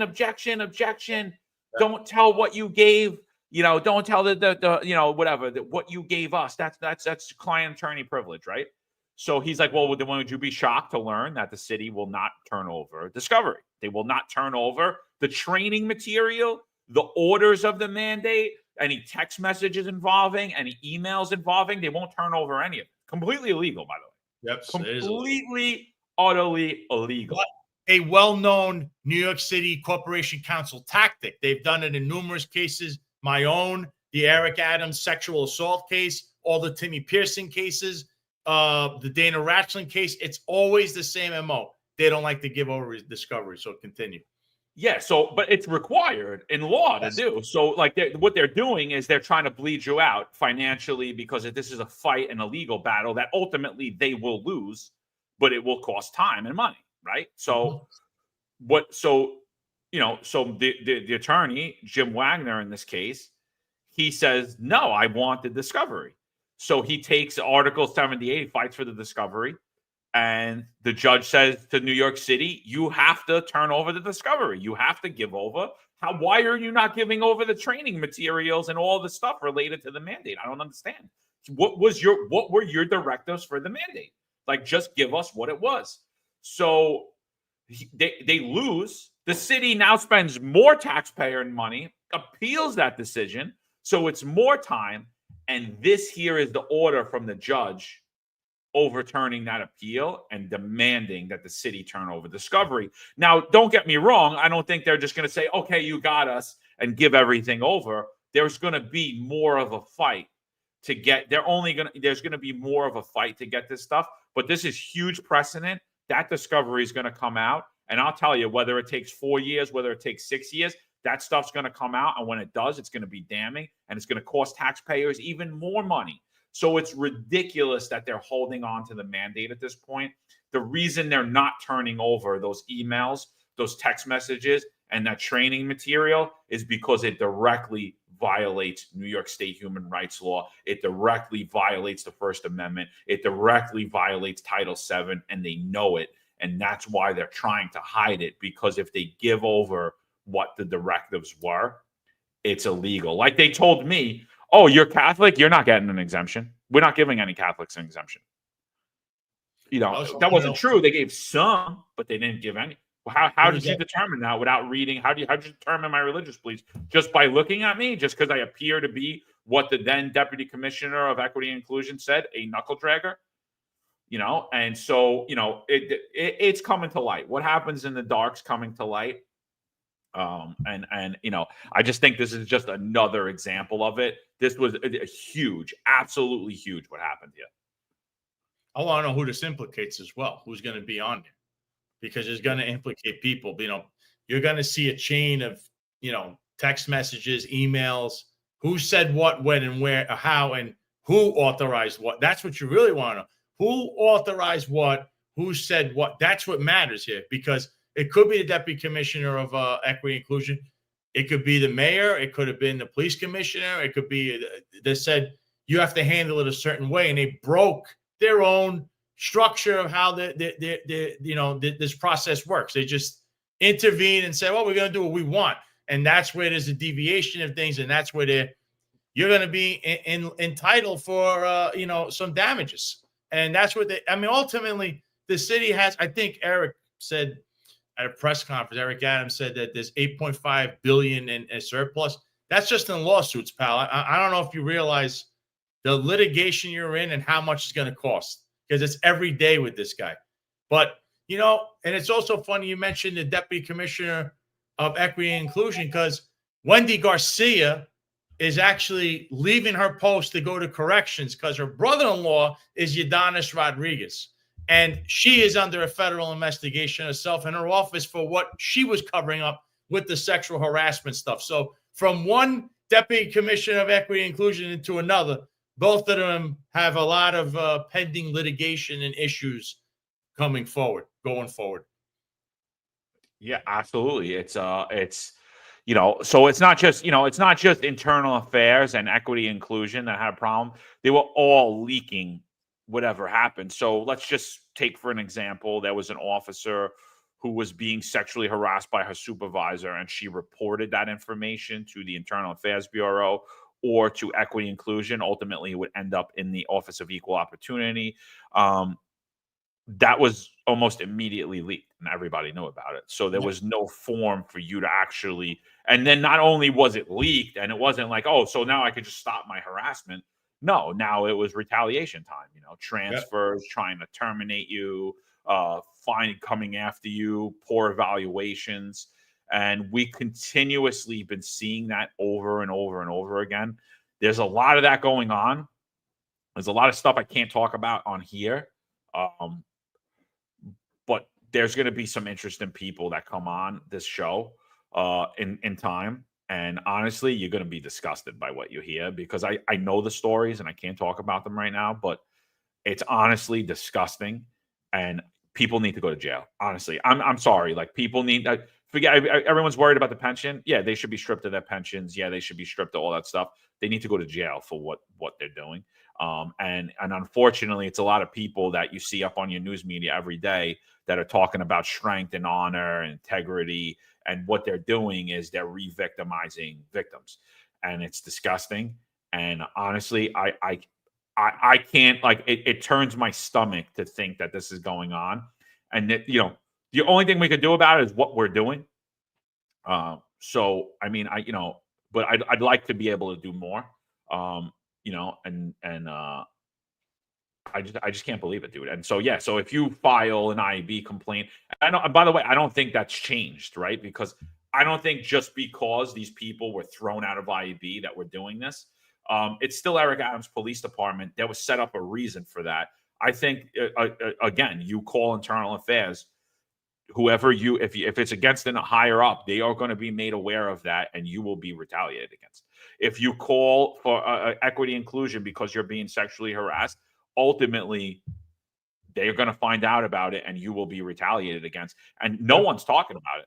No one's talking about it. Not the Great White Hope, Jessica Tisch, nobody. Nobody's talking about this. And you can't blame anybody. And then it's like, well, how do you blame people that don't report corruption or don't report that they're being sexually harassed? You can't, because it's basically a career ender. And not only are you still going to receive that harassment, it's going to be worse now, because now you're not playing ball. So it's disgusting, man. It's absolutely disgusting. Shout out to Stephen S. for $4.70 to the podcast, which is more espresso and bagels. This is America. America is back. Forward boldly. Indeed, Stephen, indeed. And I think there was another comment here that said something about somebody. Oh, yeah. So this is from Like It Is. How come you guys don't talk about the quality of cops they are hiring? These cops can't even spell. The city is desperate to find cops. Actually, I'll tell you this. If you watch the Sal Greco show, I cover this all the time. I say this. The real number, the true number of cops on the books is not 33,000. They love to carry over retirees, people that retired already. They're still on the books. So that number is way lower than 33,000, way lower. So you don't have 33,000. You're somewhere probably 30,000, maybe even less than that, because there's still people running their time on the books. Now, as far as who they let in on the job, you have to understand nobody wants this job. So they're desperate. So they're looking to hire anyone. They'll push anything through, versus in the past where it was almost a competition. Well, we can't put you in the academy. We'll get you in 6 months. Like, that's the way it was. When I was coming on, whatever it was, back in 08, 07, 06, those years, that's how it was. And even then, the starting salary was like 20-something thousand a year. It was really bad. And then when I was in the academy, it changed. It went from 20,000 to 40. That was the first bump they had under it was either the first or second contract that Pat Lynch got for the unions when he was the head, before he was partying with Jimmy Rodriguez, or maybe, I don't know, maybe he was partying back then with him. Who knows? So that time, that was, you got that pay bump. So during this time, it was like a competition. People couldn't get on the job. And then it was a hiring freeze. And then after that, as time went on, things kind of changed, especially now where nobody even wants this job. You can't blame people for not taking this job. If you watch this podcast, you're saying to yourself, my God, if I have a relative or a son or a daughter, I'm not telling them to go on this job. Look what awaits you. I mean, you have to understand, too, your child or your relative could be prey for these sexual predators that are on this job. You've now realized that, too, right? That they have a problem. There's a lot of sexual misconduct on this job coming from the top. That could be your daughter or even your son at the police academy as a fresh recruit, as fresh meat for guys like Jeffrey Madry and company. So remember that, and that will drive down the hiring process. You're going to end up with whatever you see is what they're going to take. So that's part of the problem as well. They have a hiring problem. They have an image problem. You need new leadership. That's it. You need new leadership from the police department and as far as a mayor and city council in the city. Yeah, I mean, I think we've spoken about the hiring so often. We've spoken about the DEI, how it's destroyed the NYPD, how it's destroyed basically every institution and has hindered public safety.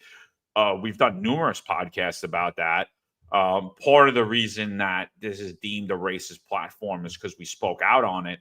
And what we said is, when you lower standards, doesn't just mean you lowering standards that, you're lowering standards and now you're getting low quality Black people or Hispanic people. And no, you lowered the standards. Everybody that does not deserve to be the job, regardless of your gender, the color of your skin, your physical ability, your mental acuity, has been lowered so anybody could get in. And what happens with that is corruption rises. You see an influx of corruption. You also see an influx of people that are truly unqualified to do the job. And it's a sad state. Listen, when I look at some of these 911 calls when there's a mass response, and I look at the cops and I'm go, wow, I could see why people stop calling 911. I could see it. Because if I called 911 and these people showed up, I would never call 911 because they can't even help themselves. How are they helping anybody else? They don't even know what they're doing. They're unqualified to do the job. And I'm not talking about the young cops. I'm talking about I see captains, I see lieutenants, I see sergeants, and I see cops. Because this has been going on for a decade now, and you can't deny it. You know, there's a kid that he's a captain now. I'm not kidding. And you know, you say what you want about me, it's fine. He doesn't speak English barely. Like it's not even his third language. He's a very smart kid, but he's about 4'10", and he's about 90 pounds with his gun belt on. And he's a captain in the New York City Police Department. He can't even transmit over the radio properly. You don't even understand what he's saying. And you know, he worked for me when he was a cop. I supervised him, and I showed up to an EDP job. And his partner was in the EDP, and he was doing this. He was on his phone playing a video game. So I smacked his phone out of his hand. And then after the job, I ripped him a new one. And then I made sure that he had to do something for a week after that so he would understand what he did and the gravity of the situation he was in. And I just look at that person today as a captain, and then he made sergeant, and then he made lieutenant. And I had captains call me when he made lieutenant, and they're like, "Do you know this guy?" And I said, "Yeah." And they're like, "I can't even put him out there because I'm worried about if something happens, he needs to direct the scene, and like I'm worried about these cops, like I'm worried about the public, like." And now these people are gonna, you know, and sure enough, I will not be shocked when he's a deputy inspector and an inspector and possibly even a chief. I'm sorry, like it is what it is. Like you can't defend him. He can't defend himself. Put him on the ferry. Put him anywhere on the street. He's a captain in the New York City Police Department. He cannot defend himself. He can't even properly articulate to someone what they're doing wrong or how they're doing it wrong. And yet he's a captain today. I'm not going to blast him and say his name, but everyone that knows me and that knows him and he knows, they know what I'm talking about. They know what I'm talking about. That's hysterical. There's so many. Yeah, listen, there were so many guys like that I knew on a job. I was cops with them too. They get promoted. But you know what that's the process. Is it should be more than just a test, because if it's just a test, then that's what happens. People like that can get promoted, and it's scary what they could do. And for all these people that keep saying, "Oh, you guys are racist," and you know LGBTQ and all that stuff, that cover you just showed right there that said America is back. That's the reason. See what you're right there. Golden age of America. All that. Yeah, racist. That's why you have him as president again. People don't want to hear that garbage anymore. You know, when you hear "Make America Great Again," I'm hearing when I was a child in the 80s, which is probably the golden age now. I'm looking back saying, I can't believe I was a kid. That was the golden age of like America, at least in my lifetime. The 90s were terrible with Bill Clinton. 2000s were even worse. You had 9/11, all that stuff. Don't even mention Obama years. And now you had Trump. And it was you're going back in time where America, there was still, listen, instead of focusing on what's bad, look at what was good. Everything was what we call the Reaganomics. I remember, you know, my father had money in his pocket. The average Joe had money in his pockets. So economically, America was a powerhouse. We basically crushed the Soviet Union into submission, and they were gone. We liberated Germany. Like these were things that were going on, and you were proud to say I was American, you know, because it was America versus communism and all that, and we conquered that. And that's what I believe the era Trump brings back is that feeling you had. And of course, it was Ronald Reagan. It was a Republican in charge, a real. I mean, he wasn't just a conservative. This guy was a liberal that converted. I mean, he started in Hollywood as an actor. He was a Democrat, and look at what he became. Until Trump came along, you'd say Ronald Reagan. I would say Ronald Reagan was the greatest president in my lifetime. Now we have Trump. And that's the link is they have the same kind of ideology. They're pro-America. They're conservatives. And that's the idea going forward. You want to return back to making things common sense and keeping the country strong. But if you screaming these wokeism like talking points, you might scream the loudest, but you are for sure the minority. This election proved you're the minority. You're not the majority at all. That's the majority. Is what I'm saying is people want what I'm saying. They want to return back to being the superpower, the strongest nation, that feeling of excellence that we're good, we're great, we're doing great. Yeah, you know what? We're better than the other countries, but we're also inviting you. Yeah, come see America. That's what we want. And we kind of lost our ways with all these crony presidents we've had with Clinton and Bush. But this is your chance. You have a good next 4 years. But remember, those who call you racist, all this other crazy stuff, that's the reason Trump won. You are the minority. You scream the loudest, but you're the minority. You're like a child, actually, a baby. Yeah, 100%. I do agree with you. I think Ronald Reagan, up until now, I think that was, and he's, like I listen to Ronald Reagan speeches, and the hair stands up on the back of my head. Not that I have hair, but if I did, my senses tingle.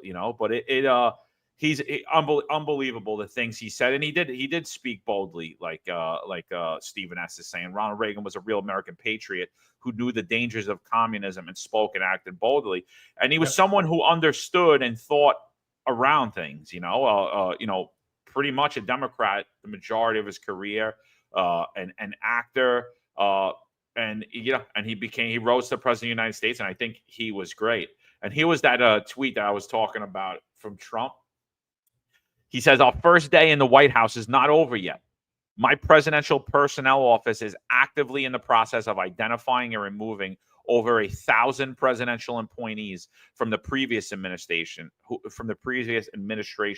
who are not aligned with our vision to make America great again.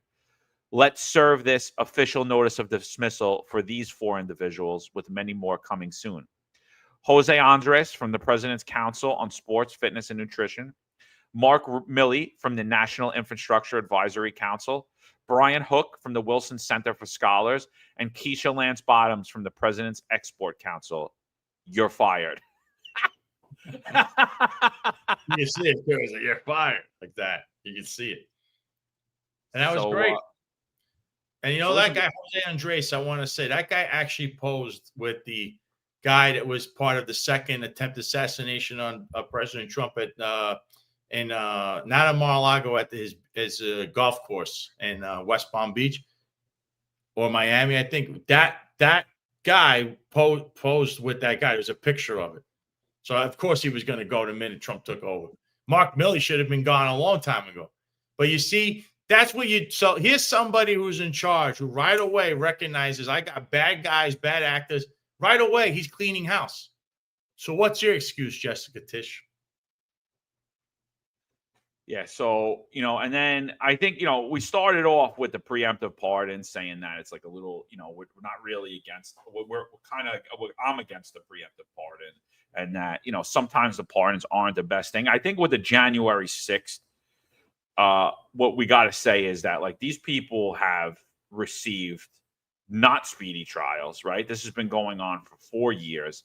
I know a person that was actually charged with pushing a cop, and he said, "Let's go." And he did. He pushed the cop, and he said, "Let's go." And then he stopped, and that was all he did.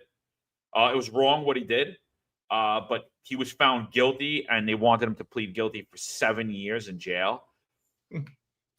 I mean, I have no issue with that person having a pardon at all, and I'm a cop. Like, it was in the heat of the moment. It was something stupid. I think they went through enough. I don't believe 7 years in jail for pushing and saying, "Let's go." I don't believe that's John. They made, but one thing here, they kept saying for one day they cared about how cops were. January 6th, 140 of them got they were brutalized. You get more of that in the NYPD in like a couple of weeks. You have how many cops were injured during those riots in 2020? They only cared about one day because it was a giant plan to, now we could make everyone, all these MAGA people, we're going to bottle them in and say, look at these people. And they demonize these people. And I don't believe in holding a guy in jail, whether you agree with them or not. Take your feelings out of it. For 30 years, a guy wasn't even in D.C. Okay, say what you want about that guy. He wasn't even in D.C. when this happened. He makes one post on social media, and all of a sudden, he's the mastermind of something that never happened.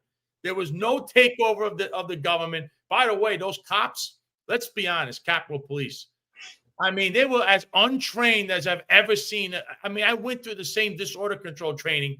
They weren't even ready. They had shields, had no idea what they were doing. You can look at a formation. Anyone who's been through this training knows what the hell are they even doing? So they weren't even ready for this. They weren't ready because it was a setup so that you weren't ready. And that's what you were seeing. And I don't agree with cops throwing flashbangs into a peaceful crowd.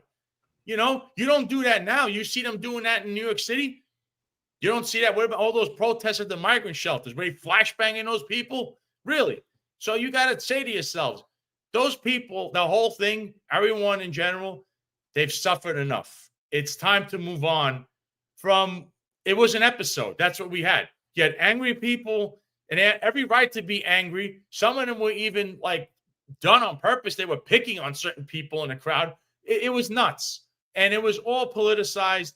All their cases were, you know, you look at, I mean, there were moves, certain motions defendants made. They were denied the simplest of motions to bring their own defense to something. You're not even allowed. This is not America. You're allowed to defend yourself any way you can, whatever you could bring as evidence. No, you're not allowed to do that. And I know a judge in D.C. did the exact same thing with Roger Stone. So this is all political. But you're right. These are pardons that are after the fact. And all these cases could be dropped right now, which they are. And if anyone's in jail right now, they should be freed immediately. And if they're not releasing them, the U.S. Marshals should go in there and say, no, we're going to protect these guys, and these guys got to leave now. Now. The order was signed. Get them the hell out of the that is not right. I'm very adamant about this stuff because it's very un-American. But to your point with preemptive pardons, if let's say Roger Stone was preemptively pardoned, we would have never learned that it was Steve Bannon as the main witness who perjured himself. Mr. MAGA, he's anything but that. He's the right-wing version of Eric Adams. One day right now you might get angry hearing that from me, but one day you'll see exactly what I'm talking about. Remember, I have all these accolades behind me, so my theories and what I tell you usually ends up being more correct than wrong. That guy perjured himself on the stand. There's actually an article about that. We would have never learned that had we not gone through a trial, had there been a pre-pardon. He had to go through the whole process, Roger, and it was so corrupt. And that's where you saw the blueprint for all these political prosecutions that goes on. Not Eric Adams, of course. We haven't even learned about that trial yet. But everything you've seen that's Trump related, that was the blueprint. And it ended up playing out all the way up until January 6th, all the way to Donald Trump himself, President Trump's own cases. So we wouldn't have learned that without playing through the trial. He actually got pardoned, which he should have. I mean, the whole case was ridiculous. So that's why I say you can't preemptively pardon people.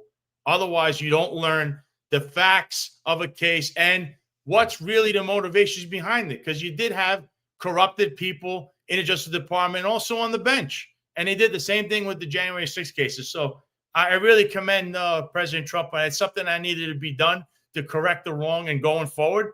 I really hope, at least I know on the Trump it won't be happening, but I think as a country, no more political prosecutions, which Trump actually wrote an executive order saying that we can't be doing that and we have to stomp that out. And he's going to investigate how they went about certain cases because that's what needs to happen. We need accountability. No, I agree. And like to me, any pardons around the January 6th thing, it's almost not even a pardon at this point. Some of these people have been in jail for 4 years without even being charged. So it's time served, in my opinion. And honestly, these people deserve some type of compensation for what happened to them. And then we see that Biden on his way out the door, he preemptively pardons the January 6th committee who destroyed all the evidence. that would have exonerated these people. I mean, that's these it's treasonous. It's honestly treason. It's honestly treasonous. And it's like I got questioned by those clowns, by the way, the January 6th committee, if you remember. And I was asked the most insane questions, and they're framed to try to make it like Donald Trump's the bad guy, or do you know this guy? Do I know the Proud Boys? I walk in a crowd and they're there. What am I supposed to do? Run? What do you guys think? They were there in D.C. yesterday marching around. We supposed to run now? Like, oh no, they're going to bring the plague. These were the kind of got you questions here. They have They already start with a bias, and you start with that. And that's a lawyer. That's a criminal. That's a guy that could prosecute you. That's a guy that could bring charge against you. He starts with a narrative. Oh, so those Proud Boys, huh? Donald Trump, huh? So you can't do that. You go where the facts lead, and if there's even a case, you have no case here. It's you were seen in the vicinity of this guy, therefore guilt by association. Like that's kind of what they were going through. Funny, the police department doesn't do that when they're all hanging out in a nightclub that's got all kinds of allegations in it. But in the Justice Department's world, oh, you're seen with these people, therefore you're just as guilty. If not, you're all guilty because you're all Trump supporters. Meanwhile, these guys, some of these guys didn't even do anything. You may not like them. That doesn't mean they did anything illegal.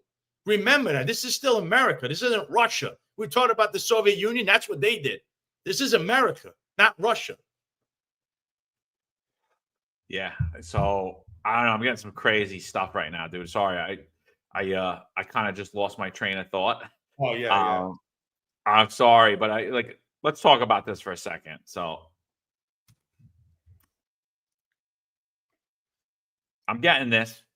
I don't know true, not true, but it sounds pretty true. The PC is employing, the police commissioner is employing a staff of contractors who have not made proper disclosures to the Conflict of Interest Board, one of whom claims to have the Manhattan District Attorney as a client. If the PC is running the department, why, if the PC is running the department, did she explicitly tell the chief of department, John Sal, he couldn't go to the inauguration, only to go anyway after asking the mayor directly? And the other who is a Ray Kelly alumni who hasn't been in city service since becoming a private security guard for billionaire Ron Perlman. Why can PC not hire an actual commanding officer for the office? Who is paying these contractor consultants, and who are they really working for? Why does she have regular meetings with the unindicted co-conspirator, Phil Banks? See, it's another layer of what's going on. So now you got private contract. Of course, Ray Kelly's name comes up again. Like I told you, he's all surrounding Jessica Tisch. I'm telling you, his cronies are there. She hired them. Yeah, here's another layer to the corruption. So, and they're contractors, and this is definitely a conflict of interest. But we're supposed to sit there and now believe the Daily Mail. Jessica Tisch is a great girl, and she's the greatest police commissioner of all time, even though everything underneath has been a disaster. She's done nothing. She hasn't gotten rid of any corruption. She's actually just playing musical chairs, in all honesty, whether it's the Group 1 scenario in IEB, the IEB guys. I mean, it's nice to see those guys go, but where do they go? They're not modified or suspended either, John. They should be. They should be off of what you're seeing and hearing. I don't care if half the department's leadership is suspended. You understand? This needs to be done. No one is really believing any of this garbage they're putting out. Jessica Tisch is not a red herring. She's a crony for Eric Adams and apparently also for Ray Kelly, who I thought didn't like Eric Adams. But all his cronies are surrounding Jessica Tisch now. And it's funny you just mentioned Phil Banks' name has suddenly reemerged. He's reemerged out of his exile, I guess, from his raids. Is he a contractor, or is he just getting some contract through a business that he was no longer a part of? Where's that compensation? Why is he involved in any aspect if he's not part of this administration? I thought he was going to move on with his life. So that's disgusting. Absolutely. Listen, if any of this is true, it's absolute. What do you think if John Sal was specifically told by the police commissioner not to go to D.C., which he should have been because he had no business being there? New York City has its own damn problems. I don't know what the NYPD is sending anybody anywhere for. I don't know what they're sending anybody anywhere for. They got enough of their own problems here. Maybe a small contingent, but that's about it. And I think that should only be ceremonial and nothing to even do with actual enforcement in Washington, D.C. What do you think about that? If he then just called the mayor and went around her, obviously she's not the police commissioner then. If that's the truth, she is not the police commissioner, and everything we've been telling you is exactly right. Eric Adams is the police commissioner. The only thing they've done, a little image cleanup, keep Kaz Daughtry off social media. Let's clean up the social media act a little bit. Game stays the same. Yep. What have we been stating here for a few years now? And everybody wants to say all these crazy things about all the haters do. But in reality, again, it's all fact-based analysis. Here you go, right there, what John just told you. Now, I saw him in D.C., and I could also tell you, I know he hasn't been seen at One Police Plaza until he reemerged in Washington, D.C. Again, I don't know where that guy thinks he's going, whether it's politically, whether he thinks he's going to actually stay as a chief of department. There's going to be a tremendous lawsuit hit from Epps, who has evidence. There's evidence of what I'm saying. It's not just, we're just not making something up out of thin air. You know, there's evidence. And John Sal and Kaz Daughtry are in the middle. Like, you look at me, they're in the middle of this. So no one should be going out of their way defending these guys. You don't even know what it is they exactly did, but I could tell you it's right in front of your face. So if he did that, I'm telling you, Tish is nothing but a billionaire puppet, like I've been saying, right? And what she says doesn't matter. It's like, I think Eric said when he appointed her, she's going to handle the technology part, and Jeffrey Maddrey handles the street and everything else, like all the other. So now Maddrey's not there, but really what he meant to say was Kaz Daughtry's in charge, and she just does like, yeah, go handle the cell phones and just look pretty in front of the camera and make it look like you're in charge. Because in reality, me, Eric Adams, I'm in charge of the police department. That's all that's going on here. And when are these people going to be held accountable? That should be a Department of Investigation hit right off the bat. And they should be calling down, telling Internal Affairs, yeah, this guy's under investigation. It's like the 10th thing on him. When are you going to suspend this guy? What's it going to take to suspend this guy? We already know he killed somebody too. What's it going to take? He untouchable? I don't know. Yeah, and so allegedly, I'm being told that the consultant to Police Commissioner Tish is a guy by the name of Brian Burke. Brian Burke was a lieutenant and deputy commissioner of public information when Ray Kelly in. And during Ray Kelly's tenure, which was a long tenure, by the way, it was the longest seated police commissioner. He went from that to a 2-star under Ray Kelly. He's the unofficial head of Tish's transition team, and his services don't come free. So what are we paying? We don't know. I don't know, but I'm saying right now exactly. I mean, it's kind of what we said anyway here. We were roundabout. So, I mean, a lot of it sounds legit. And I thought the similar thing when I seen John Sal having dinner with Rep. Desposito, who lost his election because we didn't know if he was a Republican or a Democrat either. And he wound up losing to someone who's even more left-leaning than him. I was like, why the hell is he there? And like, why would the PC allow this? It's just negative news. You know what the news in New York City is going to do. And I'm not even knocking. Like, you should be able to do what you want in your life, like go away, hang out with people you like. But it is hobnobbing, and it really is being done for political gain. And it's being done. Like, we shouldn't be paying for it. If John Sal wants to go to D.C., do what Eric Dim did. Pay for your plane ticket. Pay for your hotel rooms. Kaz Daughtry wants to go to. Do the same thing. Why the hell are we providing you transportation security and all of this stuff for you to go to this event, for you to seek to get a job when this administration is done and keep yourself and your boss out of jail? So when I seen it, I'm like, what? She's really not running this department, because I would have never allowed it. I would have been like, listen, it's just not a good look. We just don't need it. I need you here. Like, you're the chief of department for the NYPD. It's a demanding job. I need you to be here should something happen.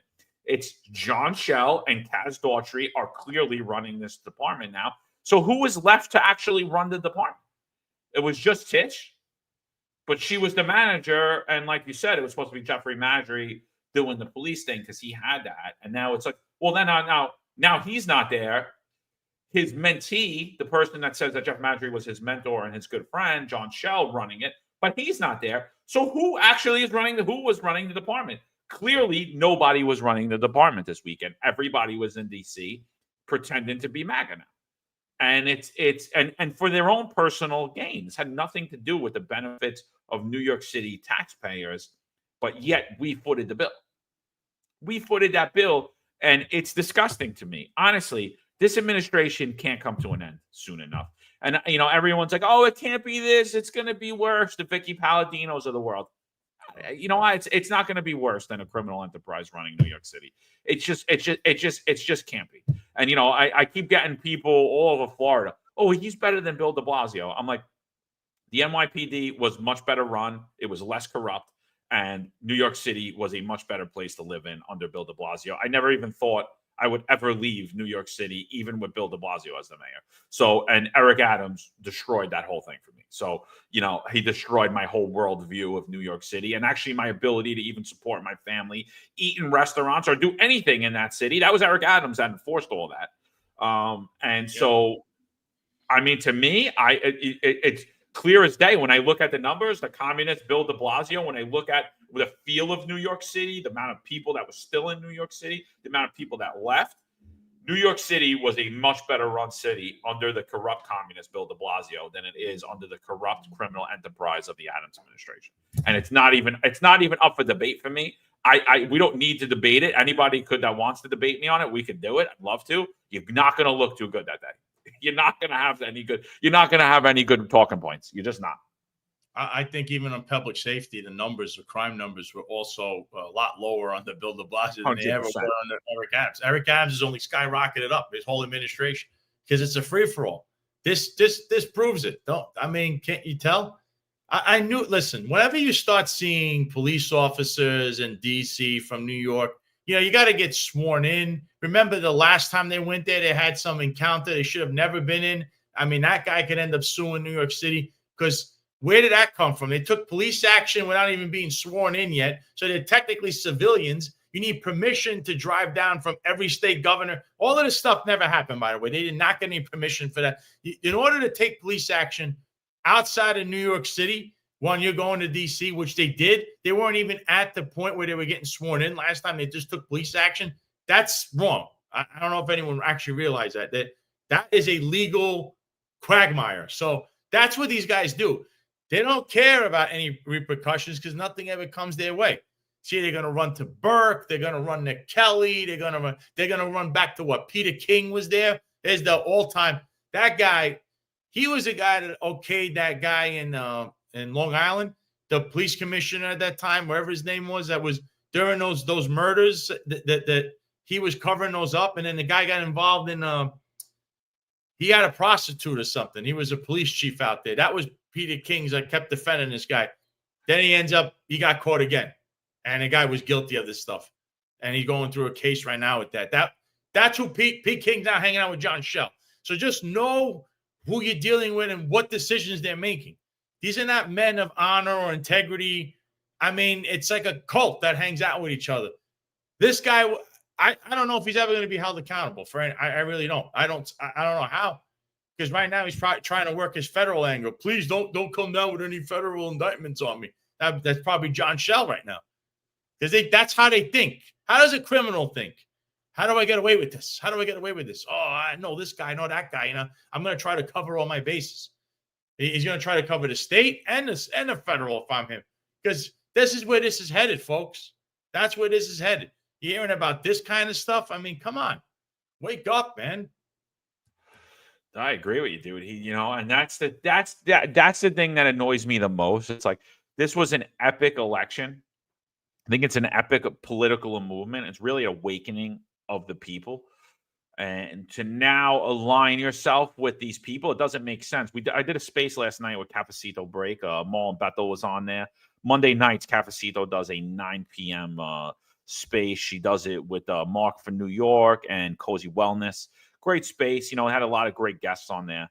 But Marlon said something, and he said, you can't be about government efficiency. You can't be the administration of DOGE, like the Department of Government Efficiency, if you want to make America efficient again, if you want to make the government efficient again, and then align yourself with Eric Adams. You can't do that because he is the epitome of inefficient. He's the epitome of corruption. He's the epitome of DEI. He's the epitome of incompetence. He's the epitome of a criminal enterprise. So we can't, it doesn't make sense. And you know, he nailed it. And I'm like, he's so right. You know, it just, you can't have one and the other. And like, again, at the end of the day, if this is political, that will come out in the courts. The evidence will be presented to the people. And then a judge and a jury decide. And if at that point you feel that he should be pardoned, then hey, you're well and you're right. But what we're saying is let the due process play out, that, and let the American people understand who this man is and what he's done and who he has around him and the crimes they've committed and the crimes they've been accused of and the evidence presented against them. And, you know, although he removed due process from myself, from Marlon Bethel, and about 1,000 other people across New York City, a little more, probably like 2,500. He took away due process from us. I still support the due process for Eric Adams, and so does Marlon and all of us. We believe in America. We believe the founding of this country. We wanted to get back to the founding of this country, and we want people to have due process. But let that due process play out. Do not remove the due process. Do not preemptively pardon this man. If you're going to pardon him, let the American people see it. Let the New Yorkers. This man destroyed New York City, and it's not even debatable. It honestly isn't. He has one soundbite where he said, this is going to destroy New York City, and that's the hook. That's all it took to hook conservatives to come and run to his defense. Oh, he's being politically targeted. The man's been investigated since before he was a borough president, federally, state, locally, and he slipped because he's a slippery individual. But he's been, you know, this is all warranted. This is millions and millions of dollars, if not billions. When you look at those contracts, they're disgusting. And to come out and find out this fact now, I don't know this fact, but if this is true, that all of these contractors all around her that have not disclosed to the Conflict of Interest Board, we're just seeing more corruption. Phil Banks is still having regular meetings with the police commissioner. Corruption. Nothing's changed. The game hasn't changed. And again, where's internal affairs? You clean the slate with them. What are they doing? They're telling us that they're still doing the same thing, stonewalling our case, removing subjects, removing allegations, and not properly investigating the allegations that we made that told everybody, that should have been a red flag directly to the police commissioner and directly to the mayor that the entire upper echelon of the NYPD was corrupt. They were misusing overtime. They were associating with known criminals. We labeled it all out for you over a year ago, and now everyone in New York's just finding out about it. And what we're finding out is it doesn't matter because it's still the same. It's just a shell game. We moved a couple of pieces, but the game stays the same. Disgusting. I have Mikey here. He keeps saying, and nothing is going to happen to Eric Adams. Sorry to say, he may not get reelected. He's definitely not going to jail. Well, I'm sure Mikey was saying he was never going to get indicted either. I say this. As far as a preemptive pardon goes, this is another thing that you don't know of. We don't know if he's involved in anything else. Either it be P. Diddy, his buddy, whether it be these NYPD investigations. What part has Eric Adams himself played in this? You don't know this. And a preemptive pardon would eliminate that, which would taint every other case. Of course, the state could always come in and say, well, we're going to present this on a state level, just like they did with his new buddy, Steve Bannon, who's now going to a New York State court where there is nobody going. No one's pardoning him there. So see what happens. Sometimes you keep playing these games, but eventually it catches up to you. It all catches up to you. So if he does get preemptively pardoned, and I hope it's not some pardon that covers because there's so many things going on here. I'm sure the state will come back around since he loves to hobnob in D.C. and skip all their little Democrat functions, and they're all in charge in New York State. They're not gonna look at him lightly and say, oh, well, you know, Eric. No. They're gonna say, we got a ton of things. And in the end, who can they really pin it on? Eric would be the number one guy. If you look at all of this, who can I honestly, do you honestly believe Eric Adams has absolutely no idea what you just said about the contracts and Phil Banks talking to them, and John Sal calling him to go to D.C. where the taxpayers are funding. Who's that run through? City Hall. The budgets are run through. Everything's run through City Hall. So again, Eric would be in line for that. So again, and if you're going to scream, you hate Joe Biden preemptively pardoning like all these people yesterday, which I'm heavily against, then you can't be for preemptively pardoning Eric Adams. You can be all or nothing. You can't be both. 100%. And that's, and that's basically what I was saying all day yesterday. And I was getting beat up for it. And I'm like, they're like, oh, Trump's playing 26D chess. You needs him to you. I'm like, Trump doesn't need Eric Adams. Let's just get that straight. He doesn't need Eric Adams. Eric Adams has to, he says he likes that he follows the law. So then he should do himself a favor and follow the law. But he already came out and said that he's not going to have the NYPD cooperate with ICE because he can't, because it's against the law. So, I think that he should do himself a favor and just follow the law. But I don't think Trump is playing 26D chess either. I think there are people around him that have a lot to gain by seeing Eric Adams be pardoned. And I agree with you 100%. You cannot be disgusted by the preemptive pardon on Tony Fauci and Mark Milley and the January 6th committee, but support the preemptive pardon of Eric Adams. You either support preemptive pardons or you don't. You can't say, well, because I support it when Trump does it, but I don't support it when Biden. No. And it's the same thing I'm saying with the free speech, with Elon Musk. I don't care that he's telling me he's for free speech, because he's telling me at the same time he's telling me this is a free speech platform. He's also telling me that I have to make everything I post about positive. So crime's got to be positive. Corruption's got to be positive. Court cases have to be positive. The truth has to be positive when often it's not. It's bitter like my coffee. It has no milk in it. It has no sugar in it. The only sweet thing is me that's going in. There's nothing sweet about it. And, we can't do that. So I'm not for censorship. That's the same way when Zuckerberg was censoring. So I'm not against the censorship because Zuckerberg did it and now supporting it because Elon Musk is doing it and supposedly we politically align now. No, censorship is wrong. I'm a free speech absolutist. If your platform's free, why are you tweaking the algorithms? Why are you playing with the algorithms? Why are you publishing and pushing people that are completely uninterested and pushing false narratives ahead? And they have nothing original. There's no original content there. And it's like, you get original, what do you call it, Sal? Inside baseball from accounts like Sal Greco, myself, Eric. You hear things that you're not going to hear anywhere else. You hear things on this podcast that you don't hear anywhere else. Reason New York media listens to this podcast is because they know they're going to hear things from the inside. And, and yet our reach is diminished and our algorithms are tweaked. So the truth has a hard time getting out there. And I can't support one and not the other. And I'm excited. It's a new day in America, but that does not mean that when Trump does something I don't like, I'm not going to say something, because I damn sure am.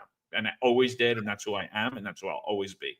I 100% agree with you. I do the same thing. That's why you're not 100% in the club, because we're not sycophants. Listen, I'm all for Trump. I'm big, look, this idiot terminated me saying, oh, you're friends with Roger Stone and Trump, blah, blah, blah.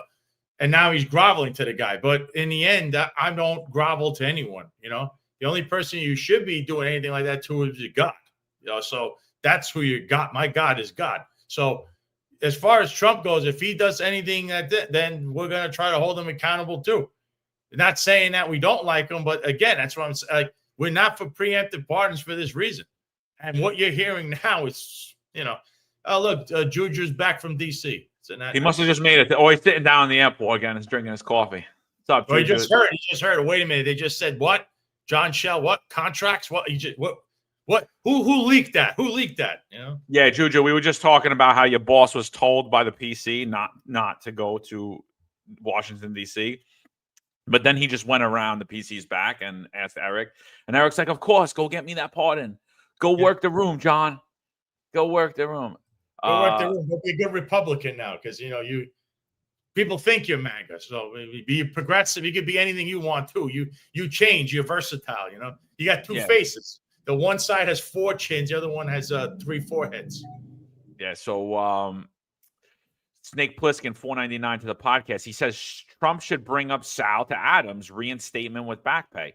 I agree 100%. And here, I agree 100%. So here's a guy, let's pretend like Sal's not on the show.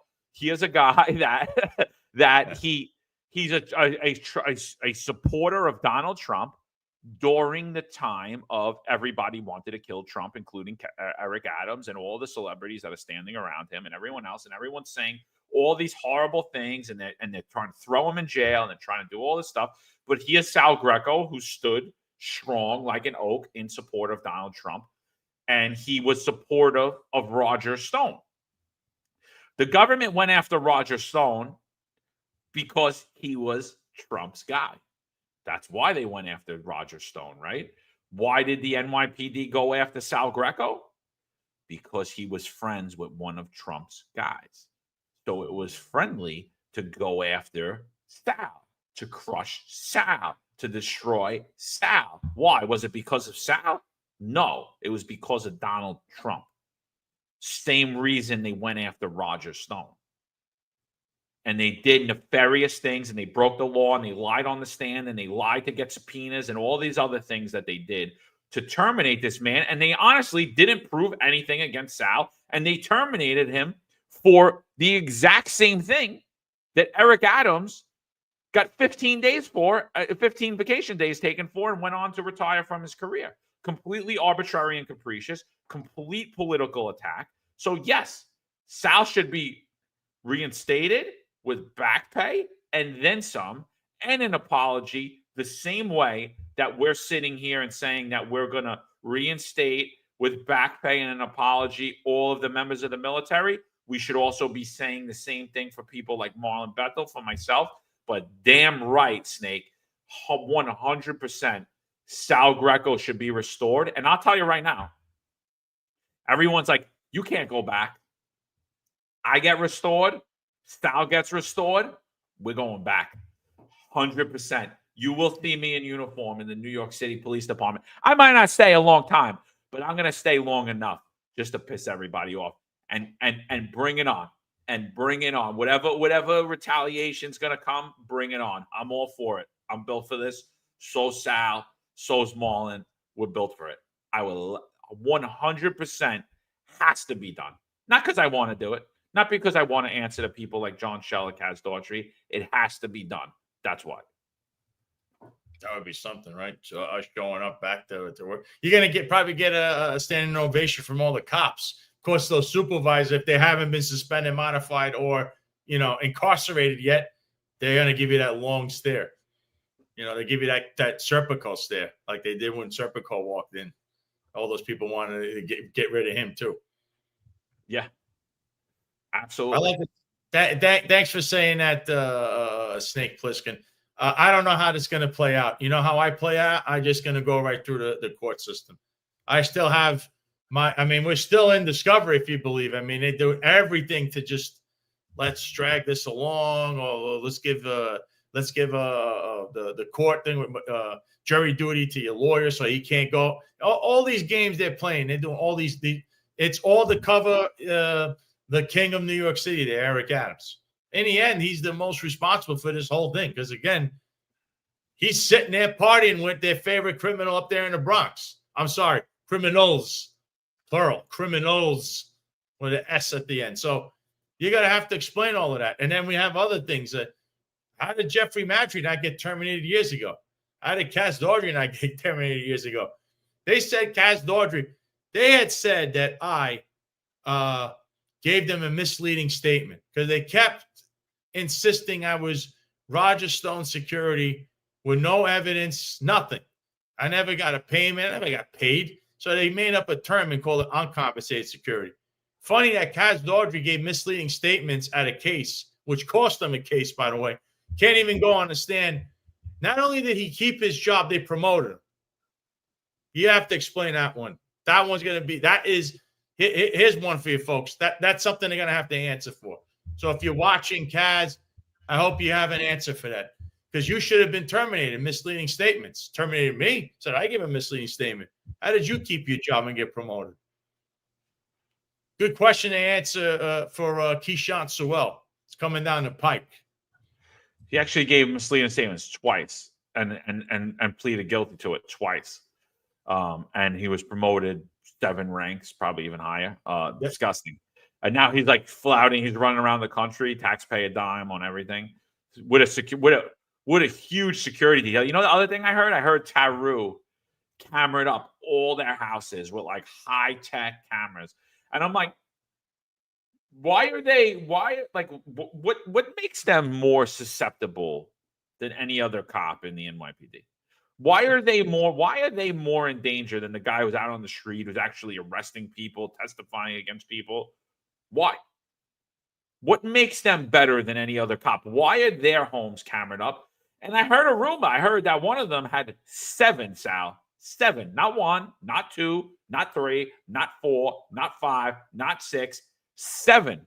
7 Craylo cars at that house. And you're going to tell me this wasn't family and friends Craylo leasing program? 7 Craylo cars. So their wives weren't driving around, their goons weren't driving around, their little boy toys weren't driving around. 7 Craylo cars assigned to them. Disgusting. Yeah, well, Tish is doing a great job as police commissioner, talking about that contractor, Burke, who's Ray Kelly's crony. And they also don't release any finest messages because he did that in the 90s. You know, he was a police commissioner in the 90s also, Ray Kelly, just so you remember. I mean, this is disgusting. I mean, we want to stay positive, but how do you stay positive when people are corrupt? And you know the way we're being treated, we were treated. There's cops right now being treated exactly the same way that we were. Probably worse, because these people hate having anybody say that they're corrupt or point at anyone that says, you know, I know what you're doing, Police Commissioner Tish. I know what you're doing, John Shell. And I know John Shell is a vindictive guy with 4 chins and 3 foreheads. So he's going to take it out on you. He's going to take it out on you. He's a big brow-beating bully. But in the end, he's also part of this sexual misconduct line of supervisors and upper echelon that just can't stay away from that. So, you know, at the same time, if you point that out, he'll take it out on you as a cop, though. Absolutely. So Juju is asking a great question, and I think it's a question that he needs to answer, because he's saying, what information did he share with Roger Stone? So let's just put this in perspective. Sal's in the traffic enforcement unit in the NYPD. What information does he have to share with Roger Stone? Nothing that's of national security, city security. So that it's not even possible that it is a threat by associating with him. But when the police commissioner and the chief of department and the chief of patrol and the deputy commissioner of operations and the chief of internal affairs and the first deputy commissioner are hanging out with known felons, people who are accused of sex trafficking, drug deals, and people who have been threatening small podcasts that nobody listens to, you know, when all those known criminals involved in drug trafficking, all that stuff, what information did they have to share? They had a lot of information to share. So criminal association should actually be a tier charge, dependent upon where you are and what information you have. It should be egregious. And so when we look at the upper tier of the upper echelon of the NYPD, there is no doubt in my mind that all of them, including all of their cronies, should be removed from the New York City Police Department. Not even a question. Like I said, that would be first mayor. You want to know, you want a clean, non-corrupt police department? Here you go. Bring all these people into the conference room. Thank you all for your service. You're all no longer employed by the New York City Police Department. Well, I see this. It is a tier thing. Let's go back. Let me break down Juju here. Roger Stone, in my tenure as a New York City police officer, stepped foot in New York City 2 times. 2. That was it. I can even tell you exactly when. He was in New York City 2 times, from 2019 all the way to 2022 or 23. And the 3rd time he stepped foot in New York City was to be at my department trial. That's the 3 times he was actually in there from my entire tenure of being his friend to when I was terminated. So I don't know what you're talking about. As far as what I could possibly be telling him, He has no bearing, not only in New York City, but also in the police department. And they actually did this check. I don't know if you know this, Juju. They do a check on you, meaning they look to see if you've run anyone's names. And they said that. They wrote, Sal Greco did not run anyone's names. All he does is go to work and do his job. Now, can I say the same for your pal Eddie Caban, who's hobnobbing with Jimmy Rodriguez? Let's go back to who Jimmy Rodriguez is, just so you understand who Jimmy Rodriguez is. And no ill will to the guy, but I'm going to point out a fact. He's a self-admitted criminal, mob associate. He owned Jimmy's Bronx Cafe. Look up the history of that, Juju. I know you want to ignore it because you probably were there. Jimmy's Bronx Cafe. Everything and anything that's wrong happened there. There's so many articles and incidents and indictments out of there. No cop should be hanging anywhere near that place, let alone Jimmy Rodriguez, who then, here he is at Concha Frito, your favorite place that's no longer around in the Bronx, was owned by the police commissioner's brother on paper. There is nothing positive that came out of this place. There's human trafficking allegations, drug allegations that's where they're doing promotions. There's an extortion ring that was at, all kinds of stuff. So if you want to put two people together, you're saying a police officer can't be friends with Roger Stone, but he most definitely should be Jimmy Rodriguez's friends, who under his umbrella has another felon, Eric B., some rap guy, Fat Joe, and Peter Guns. Why don't you look at what their record looks like? So before you start with your garbage, you need to do a little research, because I know you're a low information jester on the show. I know you know your soccer teams, but you're very low information, much like a lot of people that are still in the dark. I'm trying to help you out. So you're not comparing apples to apples here, okay? I don't know what you're trying to do, but these are facts. You can look them up. Do your homework next time. I know you're a blue-leaning guy. You throw pom-poms. You probably took 10 injections. I don't know. I don't know what your story is. I find you funny because you're very low information. I want to give you a clown hat. I don't have it, and I don't know how to send it to you, but I would. Yeah, I mean, it's so when you look at that and you're like, okay, so you fired Sal Greco for basically absolutely nothing. You fired him for nothing because Roger Stone came to New York twice. He ran no names in the computer. Yet myself, Sal, Marlon, Eric Dim, our names have been run thousands of times since retirement in New York City computers. Our address is shared. People we work with were threatened. People who they believed aligned with us were threatened. Or you have a problem with this administration? Imagine that. You're in an elevator in one police plaza and the police commissioner comes up to you because you liked the post you saw online that you thought was funny and asking you if you have a problem with this administration. People that I don't know, by the way, but I came to know afterwards. And same thing for some of these chiefs that are, involved in sexual misconduct, just so you understand. So be careful how you talk to them, because they might tell you got to do overtime or else. So just want to throw it out there.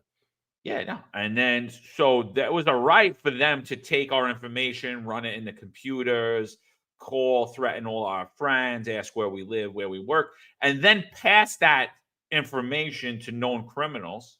And yet, I'm not crying for a security detail. I'm not a little coward like Kaz and John. I could care less. When I come to New York City, I walk with my hands in my pocket. I come around. I say what's up to everybody. Sometimes I take the train. Sometimes I take the ferry. Sometimes I take an Uber. Depends, but I don't need a security detail to walk around New York City. But apparently they do. And they're the ones with all the criminal contacts. I don't understand. They're fighting crime, hanging out with criminals, sending criminals after their enemies. Who are they worried about? Who are they worried about? They're worried about themselves. I mean, I think they're the biggest threat to public safety that we've had. New York City is being run by a criminal enterprise. Here it is. Just more proof of it. Thank you, Juju, for highlighting that point. It's a very valid point. Sal Greco was politically persecuted and targeted for being a Trump supporter by the Adams administration. And everything he was accused of was not proven. And the things they accused him, not only did they do it, they did it 1,000 times worse than what they even accused Sal of. And so, yeah, you're 100% right. Thanks for proving every reason why they should all be removed from the New York City Police Department, stripped of their pensions, terminated, and see you later. Have a nice life, and more than likely criminally prosecuted, which they deserve for misuse of police resources, misuse of taxpayers' fund, abuse of victims, destruction of evidence. The list goes on. I mean, the list goes on. And the only reason you don't hear about that now is the DOJ. So when you file the EEO complaint, remember, Alvin Bragg's office did go to One Police Plaza. So did the FBI. And it's the FBI taking the lead on that. So they got to investigate all those things before we go back to the sexual harassment stuff and more. I mean, it's more than sexual harassment going on there. So that's what's coming. I don't know. This guy seems to throw pom-poms. Like I said, he's a low information jester. And there's, I can lead the horse to water. I can't force the horse to drink. That's on them. I hope they find God and do a lot of soul searching, but facts are facts, and that's what we do in a Financial Unfiltered. It's all fact-based analysis. So if you think anything is wrong, which it's not, you can look it up. Google the names I mentioned. You'll see their criminal records and all that other stuff. And Jimmy's, his stuff is out there for years. None of what I've said is not true. None of it. And Roger Stone, again, by the way, at that trial, they actually pulled out a sheet from the DOJ that said, just because you're pardoned doesn't eliminate you from your criminal conviction. So you're still technically a convicted felon or convicted criminal, whatever term, which is actually false. It's just one interpretation of somebody that the NYPD had at the DOJ, because they have friends and relatives over there to say, help us out here. This guy, he's making a mockery of what we're doing. He's going to expose us. So that just so you know, Juju, but there's no letter for Jimmy Rodriguez, Fat Joe, Peter Guns, or Eric B., or anyone else that stepped foot in that place, including Jeffrey Madry and company. There's got to be an explanation why they weren't terminated, why you terminated me, you got rid of Marlon Bethel. These are things that could come spin back around. I mean, I don't know if you know how the law works. You only see in one color and one vision, apparently, and it's still low information. Yeah, I mean, it's crazy times, my friend. So we had a little bit of breaking news today. That was interesting. We'll be back tomorrow, live 8:05. Like I said, we're gonna have a Democratic mayoral candidate on there. We're gonna keep on topic. So we'll try if any questions are relevant to the topic, we'll bring them in. Sal, good news is CapCut is back up. So for any to chop the videos up or whatever we got to do, CapCut has been restored in the United States. That's an app too, if you want to chop up videos or do your own stuff. Which, by the way, if any of you guys are interested in starting your own podcast, we would consult for you. If you wanted to consult with Sal, Eric, or myself, let us know. You could hit us up with there. And I think, there's going to be a lot of stuff coming out. Like I said, this month's not over yet. And it's there's going to be some stuff coming hot and heavy. I'm looking forward to it. Sal, you want to end us on anything? You want to let anybody know what's going on? Yeah. So, I mean, I'm going to have another show. I don't know which day this week. It's tomorrow, Thursday, because the inauguration kind of threw everything off and the way we're doing things. That's why Eric's not here today. So shout out to you, Eric. I know you're getting back from, I hope you land safely, have a safe flight out of DC. But, there are things coming up in the future for us. You saw us do X Space. We're going to do that at least once a month. There could be other things coming down the pike. There's a lot of stuff that we're working behind the scenes. So there's going to be plenty to come for the Finest Unfiltered. Sorry, Juju, I know you're upset about hearing that, but that's just the way it is. So I'm happy I got to fill in. Thanks for having me on. I love the entire family. To all the haters and the fans, I'm just glad to be here. It's a great day in the country, and let's see what happens. MAGA seems to have overtaken the entire country now. Funny how 4 years could do that. And man, I think good times are going to roll, John. I think good times are coming. Not for John Shell though. No, absolutely not for any of them. Not for any of them. They're in the last days of the criminal syndicate that is running New York City. Yep. So all right, let's keep rocking out. Sal, thanks for joining us this morning. Looking forward to your next show, and we're gonna keep rocking out. Find us Unfiltered. We'll be back at you tomorrow, 8:05 live. Let's end on a positive note. Here's Carrie Underwood singing. And this was another moment that's, music's out. She's mouthing right here. I'll just sing. I don't need the music. So, all right, people. We'll be back at you tomorrow. See you tomorrow.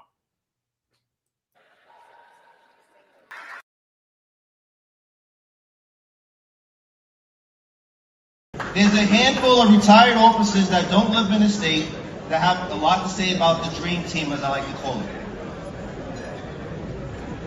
All of a sudden, they retire and have a master plan on how to fight crime, but nothing to contribute when they were here.